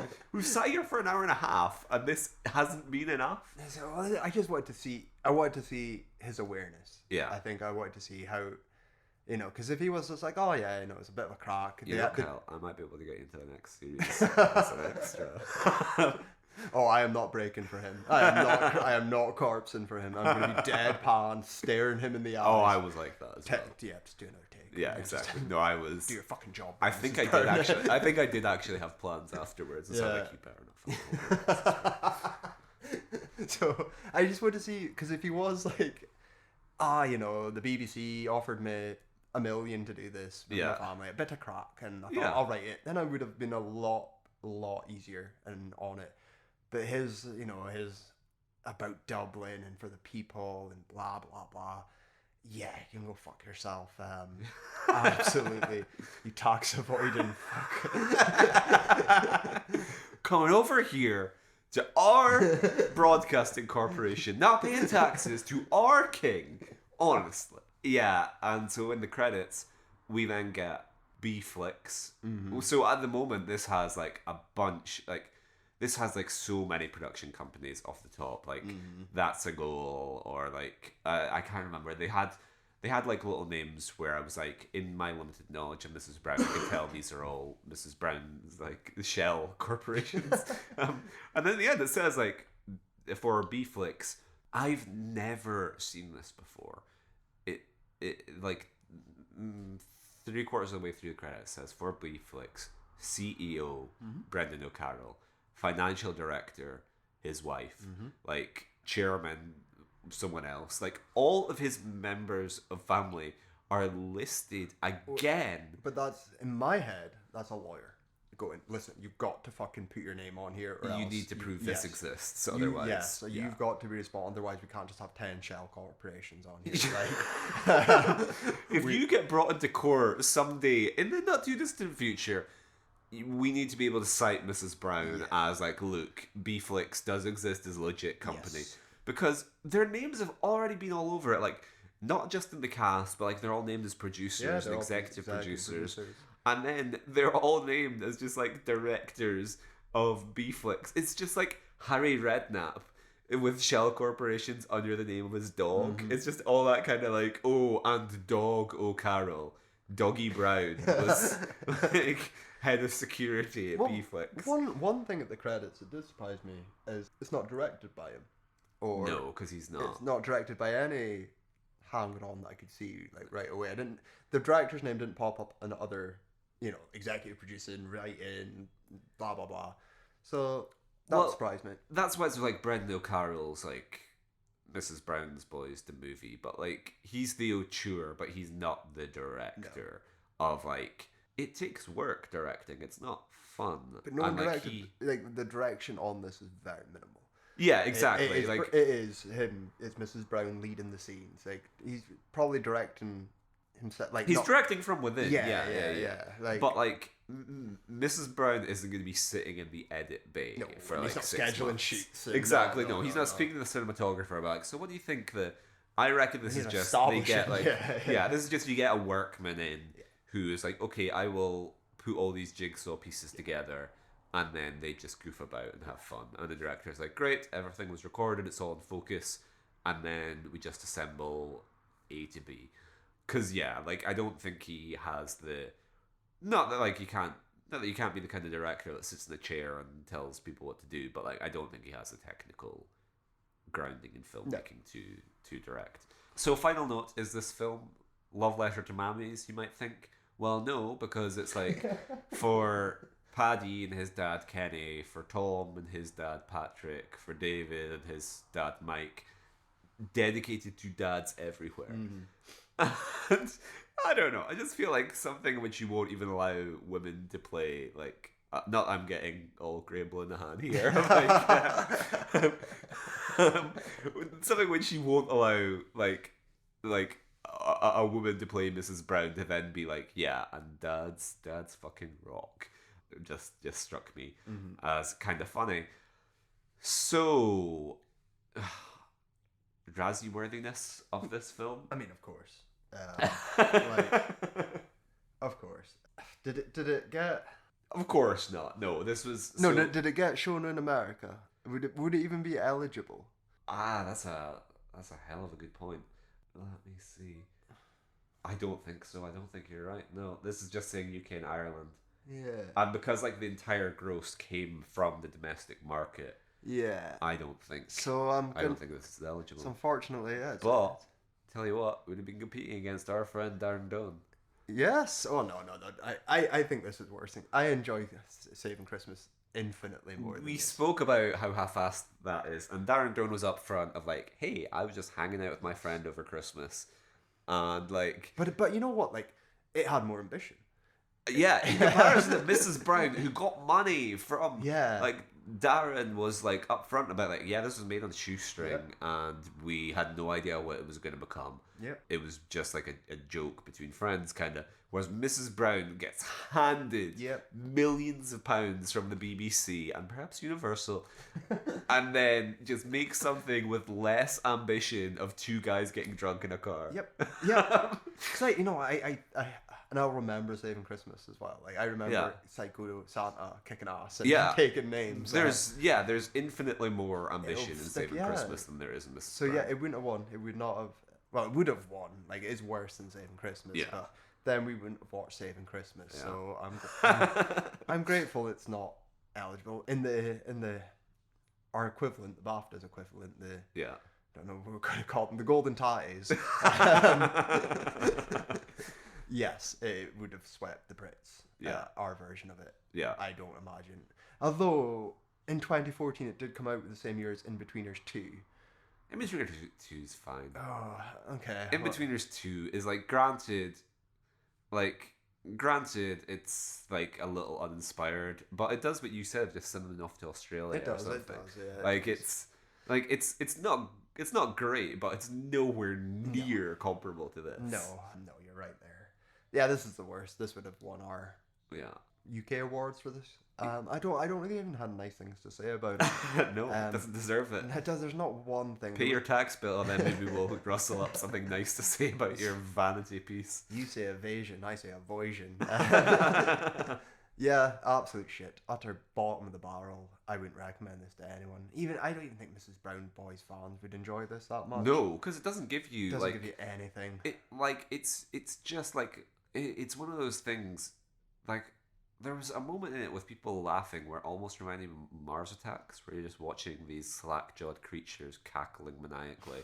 And I was like, it's almost like this was made by someone who had never seen a movie before, just because they're like, they know that they have to bring their sitcom to the big screen, but they don't know what makes a movie work. Mm-hmm. So they just end up like, it's just like, I don't know, you know those things about like, if a bee like stings you because of the shape of its stinger, it ends up getting ripped apart if you remove it, or like if it flies off. Mrs. Brown's Boys is basically got its sting stuck in the world of television, and it just kind of rips itself in half in trying to be a film. It loses everything that possibly works about the sitcom. And I hate that I'm saying there are things that work about the sitcom, but it is that kind of like pantomime-y thing, but it just like it's soulless. Like this thing is utterly shit. I cannot fathom like this doing so well in secondary markets. I can't fathom anyone ever rewatching this. No. And like being like, oh, you know what, we'll pop on the TV this Christmas. Slap on season 2 or yeah, something. Exactly. Yeah. If you're a moron, then you'll get hours of laugh. Like, oh yeah, you know that one where Mammy accidentally waxes, whatever. Yeah. But this, like I said to you, it's not even that lewd or that like raunchy or that blue, dare I say. Like Mrs. Brown swears, like we've spoken about that. There is quite a bit of swearing. Yeah, when they ordinarily do the half-assed feck censorship, but they say the word of fuck. Mm-hmm. So. Quite a few times. Yeah. It's not even like an X-Men thing of like you get your one fuck and Hugh Jackman's gonna it's quite liberally, and like shit and other swears are just thrown about liberally as well, so yeah, but that's nothing, is it? That's nothing to talk about. Yeah, okay, so we've kind of covered our like smallest change which can make the biggest difference. So I guess you're upset that like they don't go abroad. My thing was I was like, Mrs. Brown fundamentally needs to be in this community. I guess I'm subscribing to the Dublin as a character thing. I was like, you're basically going for like expats and morons with like the exoticism of Ireland, the land of leprechauns. I was like, if you put her in Boston on St. Patrick's Day, I was like, it's harder to sell that as the world of Mrs. Brown. Yes. So an easier solution, just working with what you've got. Yeah. Let's say if I can't do what I want. Yeah. The Russians are taking over the market. Yeah. Mrs. Brown, fuck the tax shit. Just have her banned to fight the Russians. Yeah. And we can get some slapstick. We can get some Monty Python. Yeah. They're all just like and I would like to see, you can make some easy jokes as well. Whereas Mrs. Brown can dress like a ninja, cut to the stunt double who's kicking ass and take pull it back off, and it's him or her again. We didn't speak about the scene where they go in the water, and it's so obvious that Brendan Carroll was like, I'm not fucking going in there. Middle of November in Dublin, you can go fuck yourself. Throw another $1 million on the budget. Exactly. All the money in the world would not get me in there. So do more of that, like play up to it. Make just simple, a nice clean and foreign invaders coming Yeah. to take away your precious old school of Dublin. The foreign hordes, the migrant hordes are coming to... Those pesky Soviets. Yeah. That's the easiest way, and it's simple. Everyone can have a nice little subplot that works into it. You know, or the daughter's been kidnapped by Russians or some shit. You know, easy. It writes itself. Yeah. Yeah, just do that. What about yourself? More cameos, baby. I want more jangling keys. I just, like, I would have Mrs. Brown as, like, a bunch more characters. And granted, the one other character she plays is hideous because it's a racist Chinaman depiction. But I would have Mrs. Brown as, way more Mrs. Browns. Just beat this into... Like, that's the kind of thing. It's like, this movie's never going to be good, so I want it to be so bad it hurts. Because this is just kind of dull. Okay, so welcome back to the rarely seen middle section of the podcast, also known as the correspondence section. So a couple weeks back, we did our episode on Razzie Misses, which was the people that we thought had escaped Razzie scrutiny. And our friend in Australia, Tyler Van, replied to us, not in time to make the record, but Tyler said, I 100% think Disaster Movie should have won Worst Picture over Love Guru, worst comedy I've ever seen. I'm also surprised at no nomination for Johnny Depp as Willy Wonka. It has Razzie performance written on it and just seems like something Mr. Razzie would dunk on. So, couple things to delve into. We spoke about the Disaster Movies because you couldn't recall if you had seen... Which ones? You thought you combined superhero and epic into one. I thought epic was the superhero movie. Yeah. I forgot about superhero movie. Yeah. A standalone thing. Yeah. No, the superhero movie is called Superhero Movie. The epic movie is called Epic Movie. Disaster Movie is about weddings or something. Yeah, have you seen Disaster Movie? I think so. So I've definitely seen Epic Movie. Yeah. And I've seen another one. I've definitely seen two. It's Yeah. not superhero. Yeah. Or if I have, I've mixed up. I couldn't tell you a single thing from it though. I've seen Superhero and I watched Vampire Suck for this. And this is a very good call by Tyler, given that these movies make, like... Movie 43 seems like Citizen Kane in comparison to these movies.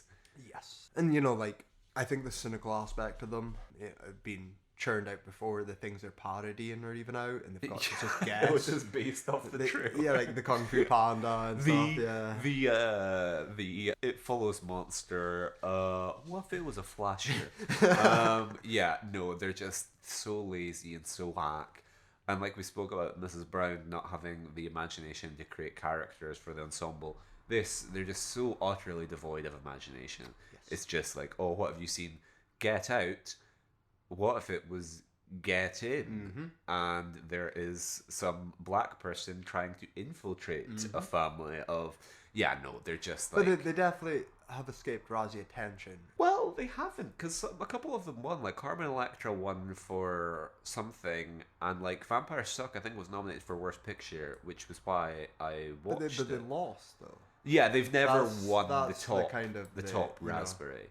And they get the honorary mentions, and they get nominated, but they're not winning. Mr. Razzie isn't watching them. Yeah. And that's shocking, because Epic Movie might have been one of the worst things I've ever seen in my life. Yeah. Date Movie, that was the other one I seen. Date Movie was the one I fucking seen.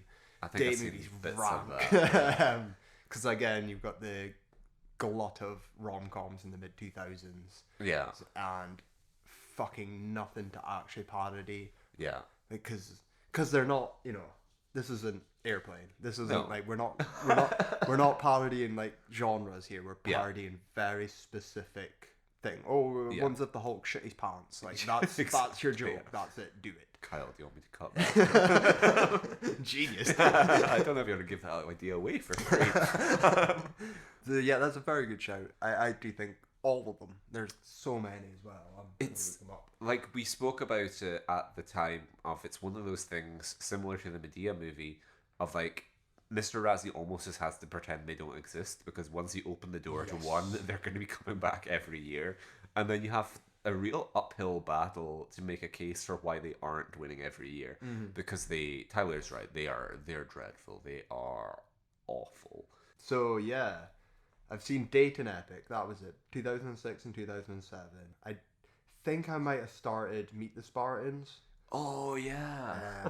But I might have mixed up. Disaster movie? No, maybe not. Vampire Suck? No. The Starving Games? No. And oh yeah, wow. the Starving Games sitting at 0% as well. Wow, nice. Because these aren't like, they're not like the guy Gay Dirty Harry, who I guess Gay Dirty Harry had Adrian Brody. The Gay Dirty Harry, what's it called? Inappropriate Comedy. The second time had like an all-star cast, but the first time it was just nobodies. And you understand why these kind of things might fall under the radar because they don't have the pizzazz that Mr. Razzie looks for. But particularly as these movies were going on, you would get like Lindsay Lohan, you would get like people that he loved to beat on would turn up for one. Well, that's like Carmen Electra's in 4 of them. You Yeah, know, like Carmen Electra's here playing Miley Cyrus, and guess what? She's twerking on Ghostface. Yeah, so yeah, that's a great shout. Very good shout by Tyler, particularly with the Love Guru year. The Love Guru. The Love Good is way better than any of the Absolutely. Seltzer Freeberg films by a mile. Yeah, And that's saying something. And this is where I am grateful that Tyler didn't get back to us in time for inclusion, because it broke our streak of Michael Jackson references. Johnny Depp as Willy Wonka. Yes. That's like a good shout, because public opinion hadn't yet turned against Johnny Depp. Really, he wasn't in court over domestic abuse. So like this would have been his first Razzie nomination, I think. But lots of people dislike that performance quite a lot. Yeah. So that was a surprising one, that like looking at it now in the big picture, you're like, oh yeah, it is kind of weird that he didn't go for that. Yeah, and the film in general as well. Like it could have taken quite a few. Like you could have had some fake cat, most disgusting looking film or whatever, something. Or worst, even worse rip-off, sequel, remake, Yeah. I don't even think it... Mr. Razzie strikes me as a Wilder fan. For what it's worth, I don't hate the Tim Burton one. I think it's like, there's some ways in which it's more loyal to the books or whatever that I kind of appreciate. But yeah, I could totally see like Depp's performance in particular attracting Razzie attention, because he takes a big swing, and Mr. Razzie I doesn't like that. hate it. I hate how it looks. I hate Yeah. everything about it. I don't care if it's closer to Roald Dahl. I don't care if it's trying to be different than Wilder. Like, I don't care. I fucking hate it. Wow. It's just not for me. It's really one of my least favorite. Burton post Mars Attacks is not for me in general. Well, yeah, he's another big Razzie omission, in that like, I don't know how many times he's been nominated, but it surely isn't enough. I can't remember if the original Alice in Wonderland even made that much of an impact. I know the sequel did, but he wasn't attached to the sequel. But like Dark Shadows and shit like that, I'm surprised didn't. Dark Shadows came up. I think Johnny Depp might have been nominated for Barnabas, but like, But that's Planet of the that's Apes, Johnny obviously. again. Yeah, Johnny will get no matter what, but Tim won't get the focus. Yeah, he's just been absolutely phoning it in for decades now. So thank you very much, Tyler, for that contribution to the show. While we're on the social media angle, checked in with our old friends, the Razzies, just to see what they've been posting about, as they had tweeted something in December. Never too late to say, with a little article about Bruce Willis and rescinding. So they're just patting themselves on the back for rescinding the award from a man with aphasia. Razzies reconsider revisiting Bruce Willis's unforgettable 2021 movie marathon. And it's just like a kind of like, pretty unremarkable article, which is a weird thing to tweet like almost a year after they did it. But this is from DesiMartini.com. You get to the bottom, parenthesis, several parts of the text in this article, including the title, were generated with the help of an AI tool. Shit. And I'm like, so Mr. Razzie's just tweeting AR fluff about his awards. Because he's got nothing.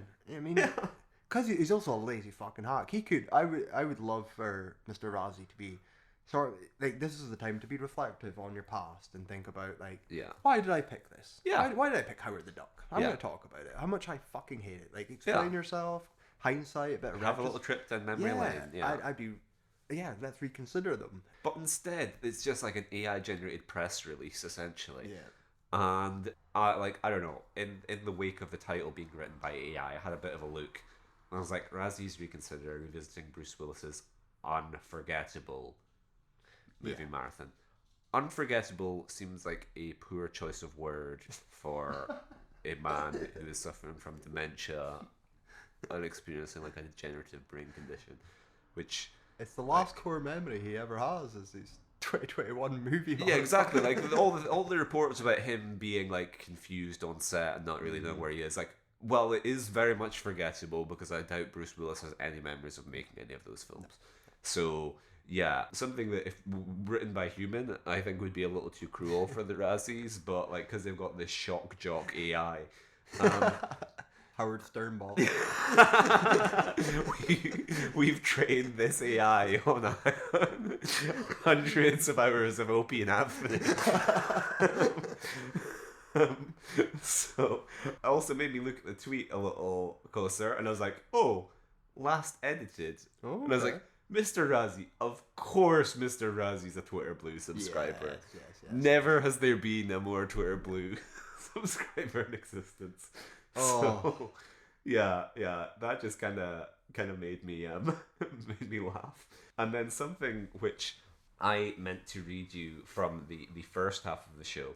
So Robert Bathurst, who plays Ed Hauser Black, Toast of London's flatmate, and the guy from Mrs. Brown, his biography on IMDb. You know I'm a fan of biographies, which are clearly written by the actor. Love them. This is written out in bullet points.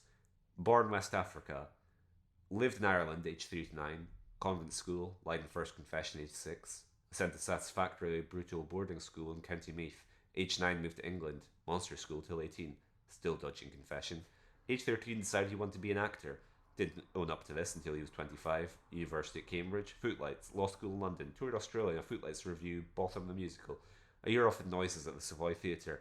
Big advertising contract to sell Guinness. Thought this acting game was easy. Finally came out to his parents about chosen profession, wrote to the passport office.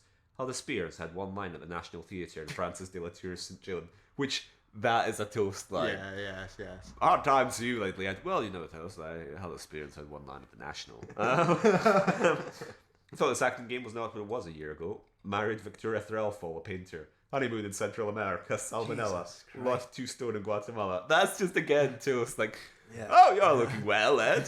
Well, you know, toast. I had my honeymoon in Central America and left 2 stone in Guatemala. And then I don't want to go through all of you, but again, another incredible toast line. The Choice by Claire Luckham made courtly love to Dorothy Tootin in Chichester and on tour every night for several months and getting married by George Bernard Shaw. Despair, learn to be patient.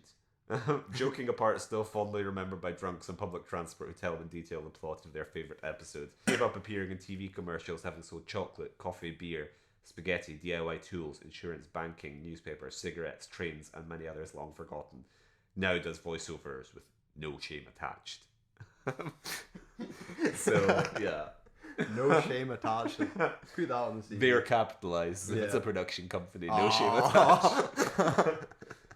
So, yeah, as ever, get in touch with us if you have anything to contribute to the show, where you can email us at watchingworstfilms@gmail.com or contact us via social media at watchingworst. Okay, so here we are in the second half, or technically third part of the podcast, where we are going to be discussing the other great and good of the British film sector. So once again, these are kind of mostly things which have succeeded on the small screen and then got really one movie. Like if you got more than one, you're kind of too successful or not really interested. We want the abortive attempts. So some of the ones I have here, first off, we're coming flying out the traps. Keith Lemon, the movie. So what is your knowledge of Keith Lemon? I know very little. Talk show. I know Bo Selecta. I remember that. I remember his little fucking bear and his little I remember. Oh Christ! I remember all that shit when I was young. Like that was popular in school. But yeah, just like Sacha Baron Cohen for imbeciles. Very much so. Yeah. I remember Keith Lemon though as the chat show host as well with Celebrity Juice. That's the one with Fern Cotton and the other one. Holly Willoughby. That's the one. Friend of Philip Schofield. All comes back to Phil. He is the key to all of this. He's a funnier character than we've ever had. Yeah, so that's about it. He's not for me. I avoided him. he's like repellent to me. Yeah. But I'm aware of him. What about yourself? Nothing. So Keith Lemon is the comedy character created by British comedian Lee Francis, and it's one of those things where I'm like, how far are you from his actual persona? Because he would like appear in public. He's like Dennis Pennis or whatever, I guess. He would like. You didn't. Lee Francis wouldn't go to anything. It would be Keith Lemon's here at the BAFTAs. And he would make some lewd innuendo to like Anne Hathaway. It never has the distinction of like Coogan to Partridge. No, you hire Partridge, you're getting Partridge. You hire Coogan, you're getting Coogan. Exactly, yeah. It's a very simple, easy divide to know between the man and the character. Yeah. That is not here. I didn't even know his real name. So. Yeah, I had to pull it back from the depths of my memory there. I didn't know anything beyond the fact that like the dumbest shits in the world liked him. Like the most idiotic people I went to school with would be posting like, oh, celeb juice, well funny, ha ha ha, love a chipper, and celeb juice, Holly Willoughby class, yeah. And like people who would quote it or whatever, like at Asda, it sold quite well. He's got one that's like, what's the Michael Jackson? Is it Dangerous? Where he's with the tiger. Like I can see him in my mind purely because his DVDs sold quite well, and I feel like Bo Selector was big, like all the Bo Selector was a phenomenon. Yeah. And so I was aware of him, and I was like, at the time the movie came out, and I was like, this, you could not pay me to see Keith Lemon the movie, but what you could is give me a very small podcast where I will watch it off my own back, because I feel like there might be content in doing it. So, honestly, we're going to get into this. This week very nearly broke me, because I, like, and because we pushed back recording a little bit, I had more time, so I did a lot of research for this, and these movies are not good, and I thought I didn't know how much time, so I was like, okay, I can't build up to it, I'll just start with Keith Lemon, because I think that's going to be the biggest one to talk about. And so I watched Keith Lemon first, and I was like, I don't want to watch films anymore. Eyesight, I don't want it anymore. Yeah, exactly. So we'll just look up how successful Keith Lemon the movie was at the pictures. Sorry, do you have something? No, I was curious about this. I'm gonna say. Do you want the budget or? I don't even with the budget. I'm gonna say the budget's like 1.5 mil, and I'm gonna say it makes under 50k back. No, I think this is going to be like a budget of like 4 million, and I reckon it's going to make like 15. Standing by my guns. So doesn't have box office budget figures, but it made 5.4 million Gross. In box office. Gross. And I doubt it would have taken that much to make. It's not like, this isn't like a Ponzi scheme like Mrs. Brown's Boys. There's not like ever increasing members of the Francis clan to pay here. So, and like all the people who are in it are kind of like a little bit washed up. Like Kelly Brook's hardly in like big demand for film work in 2012. I don't think that's so. The difference. I think a lot of people would be working for very low because they're people who've never been in the film or haven't been in the film for 2 decades. I did see Hasselhoff's name there. Yeah, the Hoff's in it. So there you best believe the Hoff's in there. A cheap cheeseburger and some exposure, and he's happy. So yeah, I don't expect that to be a huge budget. So I don't really have a huge amount to say about Keith Lemon the movie. It begins with him dreaming about having sex with Kelly Brook. And he's like, oh, Kelly, I'm going to seagull all over your bangers. Ooh, oh. And then it's like Keith Lemon the movie is kind of driven by him like cheating on his wife. Like we've been speaking about Alan Partridge. Keith Lemon has a Lynn. He has like a little sidekick secretary, Moneypenny, who kind of like, but I think she's actually his girlfriend. Okay. But he's just going around harassing her and be like, oh, I can't wait until I can leave her for Kelly Brook. She's got much bigger bangers than Lucy. And so he goes on a little quest, which takes him into all sorts of little vignettes. And he yells. He goes on a quest. He does what I ask. It's better. That's why I was like, it's more repellent than Mrs. Brown. But it's an easier watch just because it's throwing so much at you. Mm-hmm. Whereas Mrs. Brown just dragged on and on and on. And Keith Lemon dominates the screen for like 90% of the time. He doesn't have a Buster or a Dermot. So if you can tolerate him just going up to women and being like, "Oh, Esther McVeigh, Nadine Dorris, can I see go all over your bangers? Ooh," then it's somewhat tolerable. Mini-Me, Vern Troyer is in it. Oh. Which I guess in this post-Love Guru wasteland, he's got to find the work where he can get it. This was just after the Imaginarium of Dr. Parnassus. It must have been around about the time that he was on Celebrity Big Brother. Okay. Do you remember that? Mini-Me was on British Celebrity Big Brother. I do remember that. And he told everyone how close friends he was with Heath Ledger. No, I don't remember that part. Yeah, because they were in the Imaginarium together. And it's the type of thing where I'm like, you're only saying this because he's dead. Yeah. And he's not around to deny it. But he just spoke incessantly about like, oh yeah, like Heath was a really big influence on me, and like we were really close friends. And I told him, don't get too deep into the Joker, it's not worth it, Heath. But did he listen? No. I lent my expertise of getting deep into character to play Mini-Me.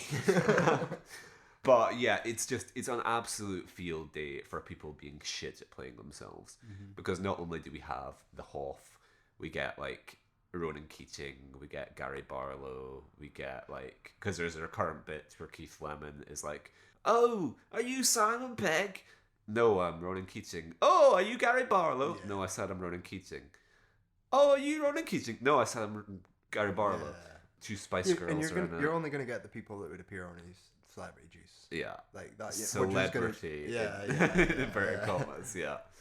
It's a dog shit movie, and I do not condone anyone watching it. It also features Varys from Game of Thrones. Oh, okay. So Conley Hill, I think is his name. He's in this with hair, looking extremely weird. I would be. And I was like, why the fuck are you doing this now, Varys? I was like, this is in the middle, 2012. Game of Thrones is going on. Yeah. Like, and he knows, he's read the books. He's like, okay, George. So Varys is in it. I'm gonna have a stable meal ticket for a good few years. Why the fuck do you then go on the Keith Lemon movie? So that's really all I have to say about the Keith Lemon movie. Next up, we have the Nan movie. The Nan movie. Oh God. So I'm so glad we didn't watch the Nan movie. the Nan movie's not bad. I just had such an aversion to Catherine Tate. Yeah. I'm sure she's lovely and whatever, but like as a comedic character, she just grates on my soul. Yeah. So yeah, it might be better than Mrs. Brown, but she would probably annoy me more. But anyway, tell me, how is the Nan movie? So I might have spoken about it on the podcast because I can't remember. I think I watched it last year thinking it might feature in the Razzie until I was like, oh no, Mr. Razzie ain't watching the Nan movie. The Nan movie's fascinating because the Catherine Tate show, from which Nan was the breakout character, alongside what's her name, Lauren. I never watched the Catherine Tate. I remember. You've seen Children in Need. You know I'm bothered. You grew up in the UK. Someone must have asked you if you were bothered, Kyle. Someone must have said, "Are they bothered?" So Catherine Tate sketch show Nan. This was big for like the mid 2000s. Let's say 2005. That date's sticking out in my head. Catherine Tate show has been off the air for a good 2 decades, essentially, at this point. And it's not one of those things that pops up on Twitter and no one looks at it with nostalgia. I don't think. She's gone on to bigger and better things. People are like, Catherine Tate, oh yeah, Doctor Who, The Office, whatever. No one is like, oh, Nan, I wonder what she's up to these days.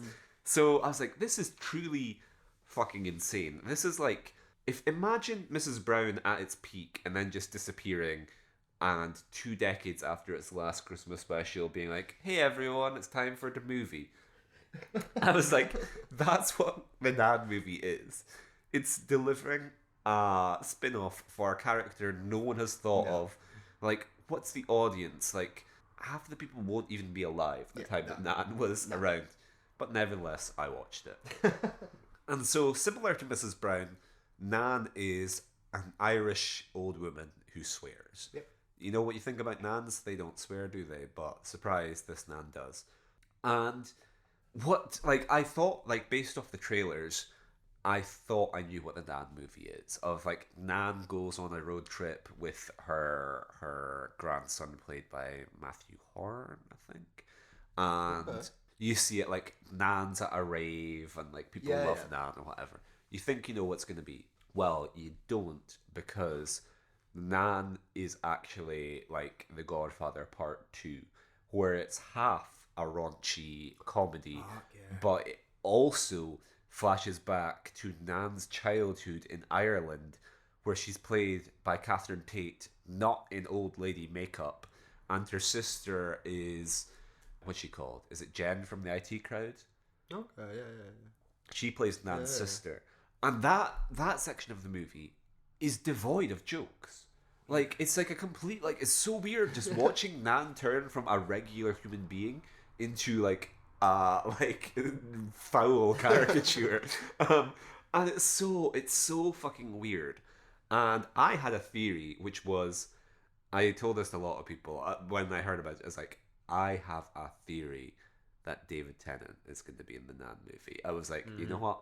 Put a tenner on David Tennant being in the Nan movie. Because obviously he's very good friends with Catherine Tate, like Doctor Who. They did Much Ado About Nothing together. I think like he's been on her podcast, she's been on his podcast, whatever. The very close connections. He attended the premiere, and he also, so the director of the Nan movie is an Alan Smithy film. Oh, it's not Alan Smithy, but the director had her name taken off the Nan movie. So, and I'm now just realizing how nobody is going to be interested. Like, I'm just listening to myself speak about, like, now listen about the Nan movie. So, the Nan movie is also written by Brett Goldstein. So, it's Catherine Tate and him, what was in Ted Lasso. Okay. And you will notice on Wikipedia here, it doesn't have a director credit. No. So, it just says, like, a Catherine Tate film. But there is no credited director on the Nan movie. Josie Rourke was the person who directed the shoots, and so she was also known for Mary Queen of Scots, the Margot Robbie Saoirse Ronan film, which features David Tennant. And so I was like, the director also works with him. I was like, David Tennant's 100% going to have like a cameo as grandfather. Yes. But what we get is infinitely more insane. So Nan, in present day, Nan is going on a road trip to reconcile herself with her sister because her sister is dying and her grandson is like, you have to patch things up, I think. And then we get this flashback about how they broke up. And Nan is furious because sister stole her boyfriend, or stole a guy that she fancied. And then, you're never going to fucking believe I'm this. not. I'm ready. Nan reaches her sister's house, and they reveal that the man which Nan lusted after was trans. Oh, Jesus. And the sister was aware and was like the only person he trusted. And so he came out to the sister. I shouldn't be misgendering here. Came out to the sister, and the two of them have just been like living like a little blissful existence in a cottage. Just the two of them. Okay. And like, so like in this modern day sequence, you have Catherine Parkinson. That's her name. Catherine Parkinson plays Nan's sister. So Catherine Tate's there in old lady makeup. Catherine Parkinson's now there in old lady makeup. And then Nan's old flame is also there in old lady makeup, being like, oh yeah, like nobody knew I was trans, and she was the only one who like supported me, and I wish I could have told you, Nan. But it's just so fucking weird. My jaw hit the floor when I realized that was what they were doing. But the Nan movie's it's not as bad as I expect it to be. Okay. And that twist that kind of makes it semi-redeems it in my eyes. I was like, well, you'll leave the Nan movie with a story to tell, that's for sure. So the next one I have is Ant and Dec's Alien Autopsy. That's me. This is my time to Take shine. the floor. Yeah, so I've seen Alien Autopsy. It's been a long time, right? Probably 2006, 2007, whenever it came out. Had seen it on DVD from a mutual. when we worked in Asta. And, you know, right, so Ant and Dec, for our international audience, they are presenters primarily. Yeah. Everything essentially exclusively. Like, they were actors when they were younger, but now rappers, they're just... You know, they were from Biker Grove, a kids' TV show. Yeah. They had a hit, one hit cheeky wonder. chappies. They were cheeky chaps. The OG cheeky chappies. And this is, as far as I know, their only theatrical film. However, I mean, they probably crop up in cameos. However, like, so it's about the famous fake alien autopsy video from, I think, the 90s. Yeah. That was meant to be discovered in Nevada. Found footage film of, like, I think I can't remember the whole fucking plot, but basically it's based off a real story. Yeah. Based off a real autopsy. Based off the true story. Which I've seen. Yeah, I've seen the fake autopsy. The Fargo. Like... I remember seeing it when I was like 12. You know, you're going into first year and like, oh, look at the alien. And it's really bad. But the film is about that and how they have to make it. So my memory on the actual plot's a lot patchy. But you know what? I remember it being good. Like, good, not just passable. Like, they were fine, which was the biggest surprise. I did have a look up about some stuff because I was like, who did it? Who did it again? Yeah. And the biggest, so it was Johnny Campbell, who is a TV director. Yeah. Everything from Westworld to Ashes. Not bad. Not bad. But the writer is William Davis. Okay. I'm going to read some of his credits as writing. Yeah. He broke through with a 1988 film, Twins, following it up with Stop or My Mom Will Shoot. Oh. He also wrote all 3 Johnny English films. Flushed Away, How to Train Your Dragon. He did the story for Puss in Boots. Ant and Dec have lucked out. This has got pedigree. And I'm going to read some of the cast here. And one I remember, but I forgot. Ant McParlane, Declan Donnelly, Bill Pullman, Harry Dean Stanton. What the hell? Omid Djalili and Jimmy Carr. Alien himself. Wow. So, yeah, honestly, very surprisingly good. Like, it's not a vehicle for, like, it is. Like, they're the selling point, I guess, for, like, British films. But it's not, like, a vanity project. Yeah. And they're fine. Again, maybe I'm totally wrong. Like, maybe I need to rewatch it again. But from my memory, and I do remember it, considering I don't remember, like, last week. I don't remember Swept Away, but I remember fucking Alien Autopsy. 77% on Rotten Tomatoes. Oof. So it's going to be certified fresh. It's going to be the by far the highest of our British product. It's full of Brits as well. Yeah. It's full of cameos, which is right up the Jericho Street. I'm just imagining the conversations Ant and Dec must have had with Harry Dean Stanton of like, wait, what was it like working with Wim Wenders? Jonathan Frakes is in it as a cameo. So yeah, it's very weird, but like it's fine. It's a very short film. It's like 93 minutes just. It's my perfect time. Yeah. Honestly, really fine. I'm surprised they didn't do more from it. Yeah. It was a massive flop. Okay. Budget of $5 million, made half of it back. So it is an investment. It isn't one of those, let's just dump it. This was obviously a real film. Compared to Keith It's Lemon. got a real screenwriter. A real. This sounds like a film that just so happened to feature Ant and Dec as opposed to being something reverse engineered around Ant and Dec. And it's a fine story too, and it's, from what I remember, it was fun. Yeah. I don't know if fun is the right word, but fun, easy, entertaining watch. You put it on a DVD, you can just, and it will be the best of the bunch. So, well done to Ant and Dec, because, and again, it could be the professionals, you know, like a director and writers around them, but that would have helped. It does, and they are experienced, you know, because they've been doing this since they were kids, and they have good chemistry, and their Ant's personal problems and how he has to act through that, you know, like even presenting, you have to still be the cheeky chap, even if you're a crippled alcoholic gambling mess. Yeah, for sure. You're putting on that game face every Saturday night to be like, okay, well, great. So compared to fucking Lee Francis and all this, like, an absolute cut above. Ant and Dec, come on down. And it wouldn't be eligible either. Like, it would be eligible, but it wouldn't fucking win. It would never ever turn up in the Razzies. It's probably one of our better random. Yeah. Maybe it's cursed that it does have Ant and Dec in it. Maybe that might have turned people off. Honestly, yeah, because I only know it as the Ant and Dec movie. I spoke to my dad and he was like, "Oh yeah, I think we might have rented that," but like people just know it as the Ant and Dec movie. Absolutely fine. Where it sounds like it deserves better. And it might be better than I remember it as well. It could be worse, but I'm sticking to my guns. It's fine. Again, I can see things as like scenes in my head. Yeah. Which I can't do of fucking Saltburn. So Yeah. fair play to it. Yep, this gets a pass compared to the rest. This is a step above. So I have an interesting theory for you, which is that this movie I don't think counts as one of these, but in a parallel universe it might have been. So it works as a good companion piece to Alien Autopsy. Lesbian vampire killers. So I was going to bring me on to my other one was the Magicians.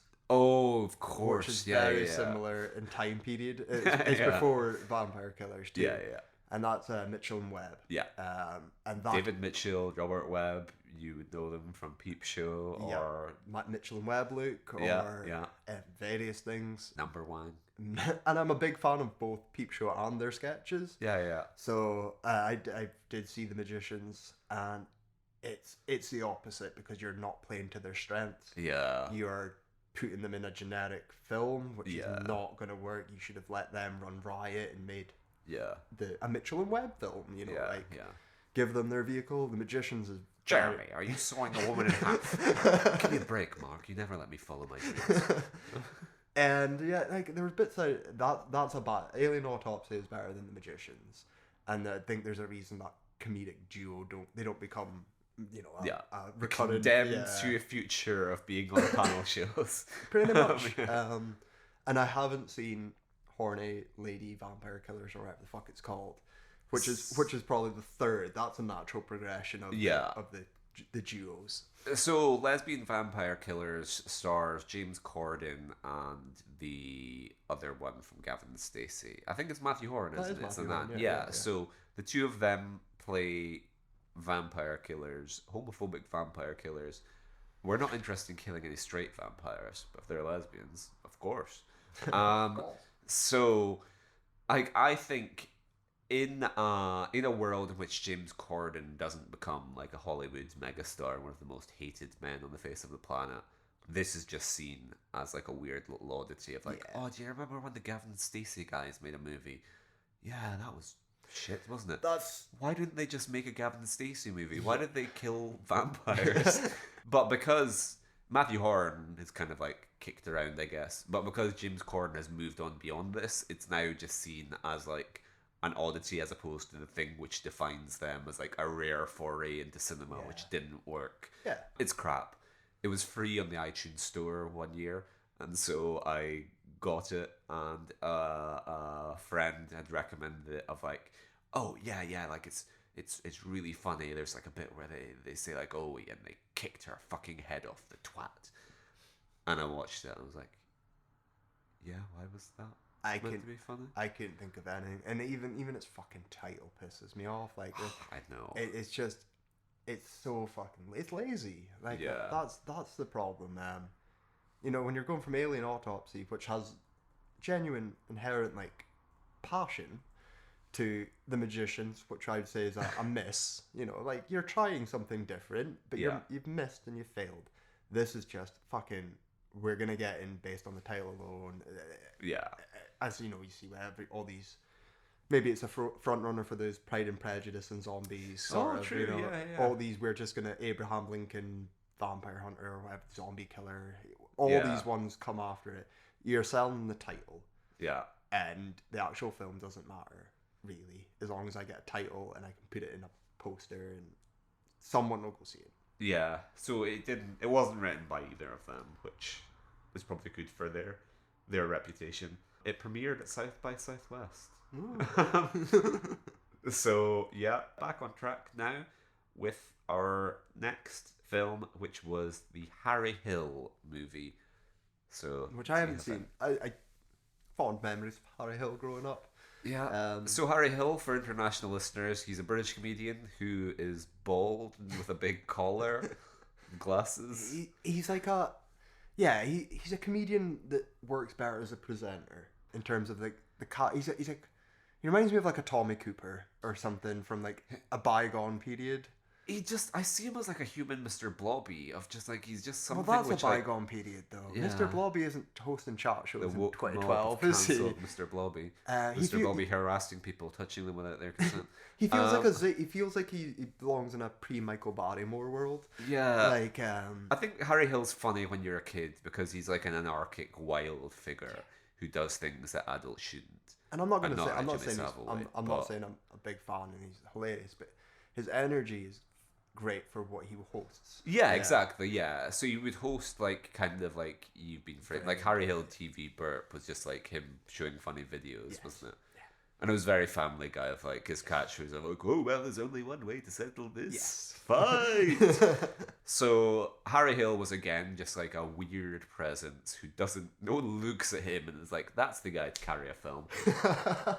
But honestly, it's like probably one of the better ones, just because it plays out as like a shit British Pee-wee.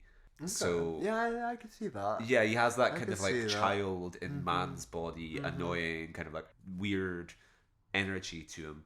And like it opens with like, I think he's chasing an old lady on like an electric scooter or something, like those Iron Brew adverts. And it's kind of shit. Matt Lucas is in it playing his like long lost brother. The plot is like, it's kind of a bit like Guardians of the Galaxy, I guess. Harry Hill's pet hamster is dying and he wants to show him a good time before he dies. They go off to Blackpool or whatever. It's played by like a big puppet. And Matt Williams is Harry Hill's long lost sibling who resents him. And one of my notes was like, there is a scene where Matt Lucas and his evil hench people, Simon Bird from The Inbetweeners is in it as a hench person, and they dance around to Nutbush City Limits. And I was like, in a post-Lemmy world, you cannot be doing that. Lemmy owns that song. Because I just thought that, and I was like, I would rather watch the sketch where a dozen Lemmys dance than I would rather watch that on loop for the duration of the Harry Hill movie. And then I was thinking, I was like, in another world where streaming doesn't exist, Lemmy could very easily have been one of these. Lemmy could have easily fucking. Then this is honestly, it loops back round. Lemmy is the best example of why I hate the BBC. Yeah. And they give the shit to fucking Mrs. Brown. Mrs. Brown, blank check as much as you want. Grandson needs a new car. Don't you worry, Mrs. Brown. But they never gave Lemmy anything. Yeah. And they fought him all the time. And he did have ideas. But he had weird ideas. If he'd been like, it's a feature-long adaptation of the Tina Turner, the best sketch. Well, like, it's Dee Dee goes to America. Falconhoof. Dee Dee discovers that there is a yoker in Minnesota. What's yoker doing in Minnesota? I genuinely think Falconhoof the movie exists in a world where the BBC aren't racist to Scotland. Yeah. So no universe. Yeah, they could for sure have done, like, you would hang it around Falconhoof or Dee Dee or something, and then you would cram in all of the other characters. Lemmy would have been able to pluck one or make something new. I do feel like he wouldn't have relied on the... Like, I think that with Mitchell and Webb, I don't think they needed to be number wanging in their movie. No, I don't think so, but I think the only version the BBC would be interested in making would be the one in which they are wanging all over the place. So then we are off. So I didn't watch the Absolutely Fabulous movie, but that's one of them that definitely fits into this category. We've kind of talked about the Inbetweeners movie, glanced up against it. The Inbetweeners movie, I don't think is this because it's successful enough. Yeah. And like, there's a story being told in the Inbetweeners films. It's like, it's not built on like a castle made of sand as much as these other things are. Because we spoke with like, I only really know it from other people referencing it, like Ricky Gervais and Steve Merchant saying like they always think of like Holiday on the Buses and not want to do that with The Office of like it needs to be grounded. You can't just be like they go on holiday to America. Do we speak about Life on the Road? David Brent ended up getting his own one of these. Well, we kind of have to probably a little bit. Yeah, it's full circle, isn't it? Like, yeah, I haven't seen Life on the Road. For the record, I don't like the UK Office. Yeah. So I probably will never see it. Yeah. But you, on the other hand, me on the other hand, as I was saying to you mere moments ago, I was at like some preview screening with a Q&A by Ricky Gervais, and like It's not as bad. Certainly, if Ricky Gervais were to make Life on the Road now, it would be a lot worse because Twitter's had like an extra decade to poison his brain. But at the time, it was probably about as good as an Office spin-off movie in 2016 is gonna be. It was like tired and had no reason to exist, and the best parts of it were him recycling gags that were first made 2 decades ago on a podcast, but it wasn't as skin-crawlingly bad as it had the potential to be. So my next note is Pudsey the dog, the movie. Have you seen? No, I haven't. So Pudsey the dog competed on Britain's Got Talent, I think. For honestly, when you were telling me about this, I was like, Pudsey's a bear, isn't he? Yeah, like, exactly. I know the people. I'm so confused. The people who named Pudsey just had zero fucking care for branding. So Pudsey the dog on a budget of 2.5 million. Where the fuck's that going? Well, I've just seen some of the cast, so I think I know where that's It's going. going on Academy Award winner Olivia Colman. So 2.5. Oh, Yeah. Under 500,000. 2.6, baby. Oh, Jesus. Britain, I hate you. So, yeah, Pudsey the dog. Okay, here we go. Pudsey the dog, one half of the dancing duo Ashley and Pudsey. So Britain's Got Talent. I don't know if other countries have, like Canada's Got Talent. I don't think I ever counted Canada's Got Talent. Canada has no talent. Australia has talent. The US has talent. I don't know if they have that. But one of those Simon Cowell like variety shows, Britain's Got Talent, there was a dancing dog on it.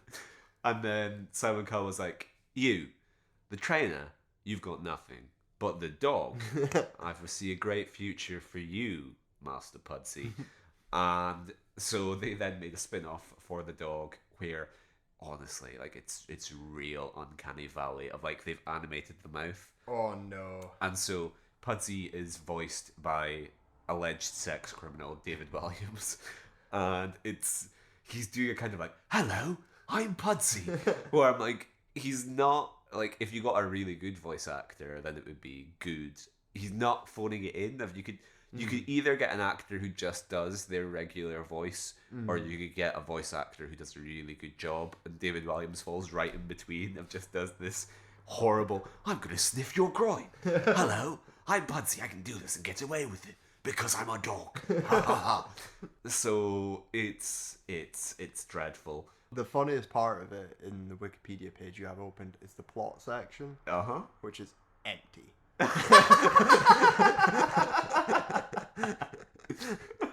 Yeah. So that's completely right, because there isn't a plot. Like there's a girl who's getting bullied, and then they go off to the countryside, and like the Pudsey movie just does Lassie like wholesale. Like a kid falls down a well, and it's not the thing. Like Pudsey doesn't run off and like get help. Two kids are out walking Pudsey. A kid falls down the well. The other kid sees the kid fall down the well, and then like throws a rope down and pulls him out. And Pudsy's just kind of there, like I don't know, backseat driving. I'm like, a little great dance, job, yeah, well done. That's it. Good. Keep going. It's like I was like, no, you can't have a movie in 2014 where a kid falls down a well and the dog. Like you can't. You need to subvert that somehow. We're not just doing Lassie plots, but continuing the theme of this episode, which is crimes against the Scottish people. Pudsey meets another dog, I think, or maybe it's a horse or something, and he's like, "Hello, my name is Finbar Finnington Lachlan MacDonald Ferguson Fitzweasel McFudgebucket the Third, but you can call me Finn." And I was like, I can tell that this is not a Scottish person. And so I looked it up, and it was, of course, an English actor. Of course. I was like, you can't even get, like, we are a culture, not a costume. Scottish jobs for Scottish actors. Too fucking miserly to get in that 2.5 million budget, aren't we? Like, yeah, like, look at Mrs. Brown's Boys. That's an all-Irish cast. Yeah. Like, you don't get, like, it's not like, oh, hey, we've got some, like, RADA grads doing their best idea of an English accent. But for some reason, Scottish, almost uniquely so, is like just like, oh no, it's fine. Like his granny's from Scotland, he can do a good enough job. And so I was just outraged of us, like, at the very least get Peter Serafinovich, who I'm sure could do a better job than this bastard. Oh my God, fucking get Lemmy, you know? Yeah. So Pudsey involves, like, it's kind of just like a rip-off of Lassie, Jam to Babe, Picking the City. Yeah, that's what I was going to say. So Olivia Colman would have done like 2 hours work at most. And Peter Serafinovich, likewise. There is a pig who shits himself. Because the pig thinks he's a chicken. And it's kind of like, oh yeah, I'm laying an egg. Oh, oh no, I've soiled myself. He's not Scottish, I don't know why I made him fat bastard. But... And then at the end, he lays an egg successfully. And Pudsey is like, oh, fantastic. Bacon and eggs in one. I was like, that's an incredibly dark note to leave the movie on. And so then we're off to Run for Your Wife. Run for Your Wife. Well, which... So, this was what you wanted to watch. So do you want to speak about how you were robbed of Running for Your Wife? Not really. I all I know about it is how bad it is. Yeah. And it is led by Danny Dyer. Yeah. That was about it, and it was quite short, I think. Yeah. That's all appealing to me, you know. Terrible, terrible, terrible, but quick. So that's I just it's kind of regarded as maybe the worst British film ever. For sure, yeah. So I thought, well, that's a good fucking spot. Yeah. But we couldn't find it, or you couldn't find it, and I didn't No. want to look for it because I'm not going that hard for it. Yeah. So yeah, I've still not ever seen it. But however, so Danny Dyer, we kind of spoke about him earlier. Danny Dyer, to international audiences who might not be familiar, he was a legit actor to begin with, because like he always goes on about like working with Harold Pinter and how Pinter was like a mentor to him. So like at some point he was a legit actor and kind of like your proto Cockney geezer type. And then he went from being like, again, Ricky Gervais is kind of the other theme to this episode. Like, in Extras, when Ross Kemp is like, SAS, that stands for Super Army Soldiers. And then who is it that basically bullies Ross Kemp in front of Ricky Gervais? I can't remember. Like, someone bullies him and makes him cry, be like, just pretend to be a hard man, don't you, Kemp? And Danny Dyer is a bit like that, whereas like, you're known for playing a hard man on films, but in real life, you're a 5-foot muppet. I mean, Danny Dyer, when he was presenting things, he did have like, what was it, Britain's Hardest Man, or Hardest Pubs, yeah. Because he came to Aberdeen. He came to our home, and he was, I'm in Aberdeen's hardest pub here, and it's like 4 fat men having a pint, and I'm so there've been fights here every night, and I was like, he's just an absolute little weasel, I guess. Yeah. My favourite clip is the one where the guy beats the shit out of him. I don't think I've seen that. The guy just kind of like slaps him. Vinnie Jones. Oh, Vinnie Jones! How could I forget? How could you forget? Yeah, that's it. That's an amazing scene where Vinnie Jones just bullies Ross Kemp while he's dressed like a French duke or something, and Ricky Gervais is like, "Are you crying?" Yeah, that's like it, as sad as it is to see Ricky Gervais become this sort of like cancel culture like parody of himself. That scene in Extras, which I'm now assuming is entirely the work of Stephen Merchant, yes. is like genius. So Danny Dyer is kind of that in like screen hard man, and that video. So like a guy just kind of like slaps him in the ear, and Danny's like knocked like on his feet. He's like, oh, he sucker punched me. Wow. Oh. And he starts like welling up with tears, and just kind of like, oh well, if you hadn't caught me off guard, oh wow, I'm a, and they like credit to the crew who don't cut and just film, like they just single-handedly. Some editor who's like, well, you know what, I'm not really fussed about coming back for season 2, so I'll just destroy the premise of this show that Danny Dyer is a hard man. So he's now known as just kind of like a figure of fun. He of course named his child Danny Dyer. Yeah. She's now a celebrity in her own right. He then went on to EastEnders. EastEnders, that's the one. Yeah. But back in the day, he was in Run for Your Wife in 2012, which I know I've mentioned before liking Mark Kermode, the film critic, and Run for Your Wife was one of the films that she loved to harp on because it made just £602 in its opening weekend. Fantastic. On a reported budget of 900,000. Which is quite small. Yeah. Being under a mil is impressive, but yeah, that's shocking. And you've loaded it with cameos. You've got So everyone. here's my take. Run for Your Wife isn't anywhere near as bad as I expected it to be, and it's based on a play, and I can imagine the play being kind of decent because it's one of those things like the connective tissue joining all of these British films and why I think they work here and not necessarily in other cultures is like British people love pantomime. Yeah. They love this kind of farce. They love pig shitting themselves. They Yeah. love old women in drag, Yeah. old men in drag rather. This has that kind of similar thing, which harks back to that music hall tradition. This might have worked on stage where you can be a bit heightened. So the premise of Run for Your Wife is Danny Dyer is a London cabbie, taxi driver, with two wives. So he has one wife in Stockwell and another wife in Finsbury, and he is in an accident. And he has to basically cover up the fact that he's a bigamist while running between two homes.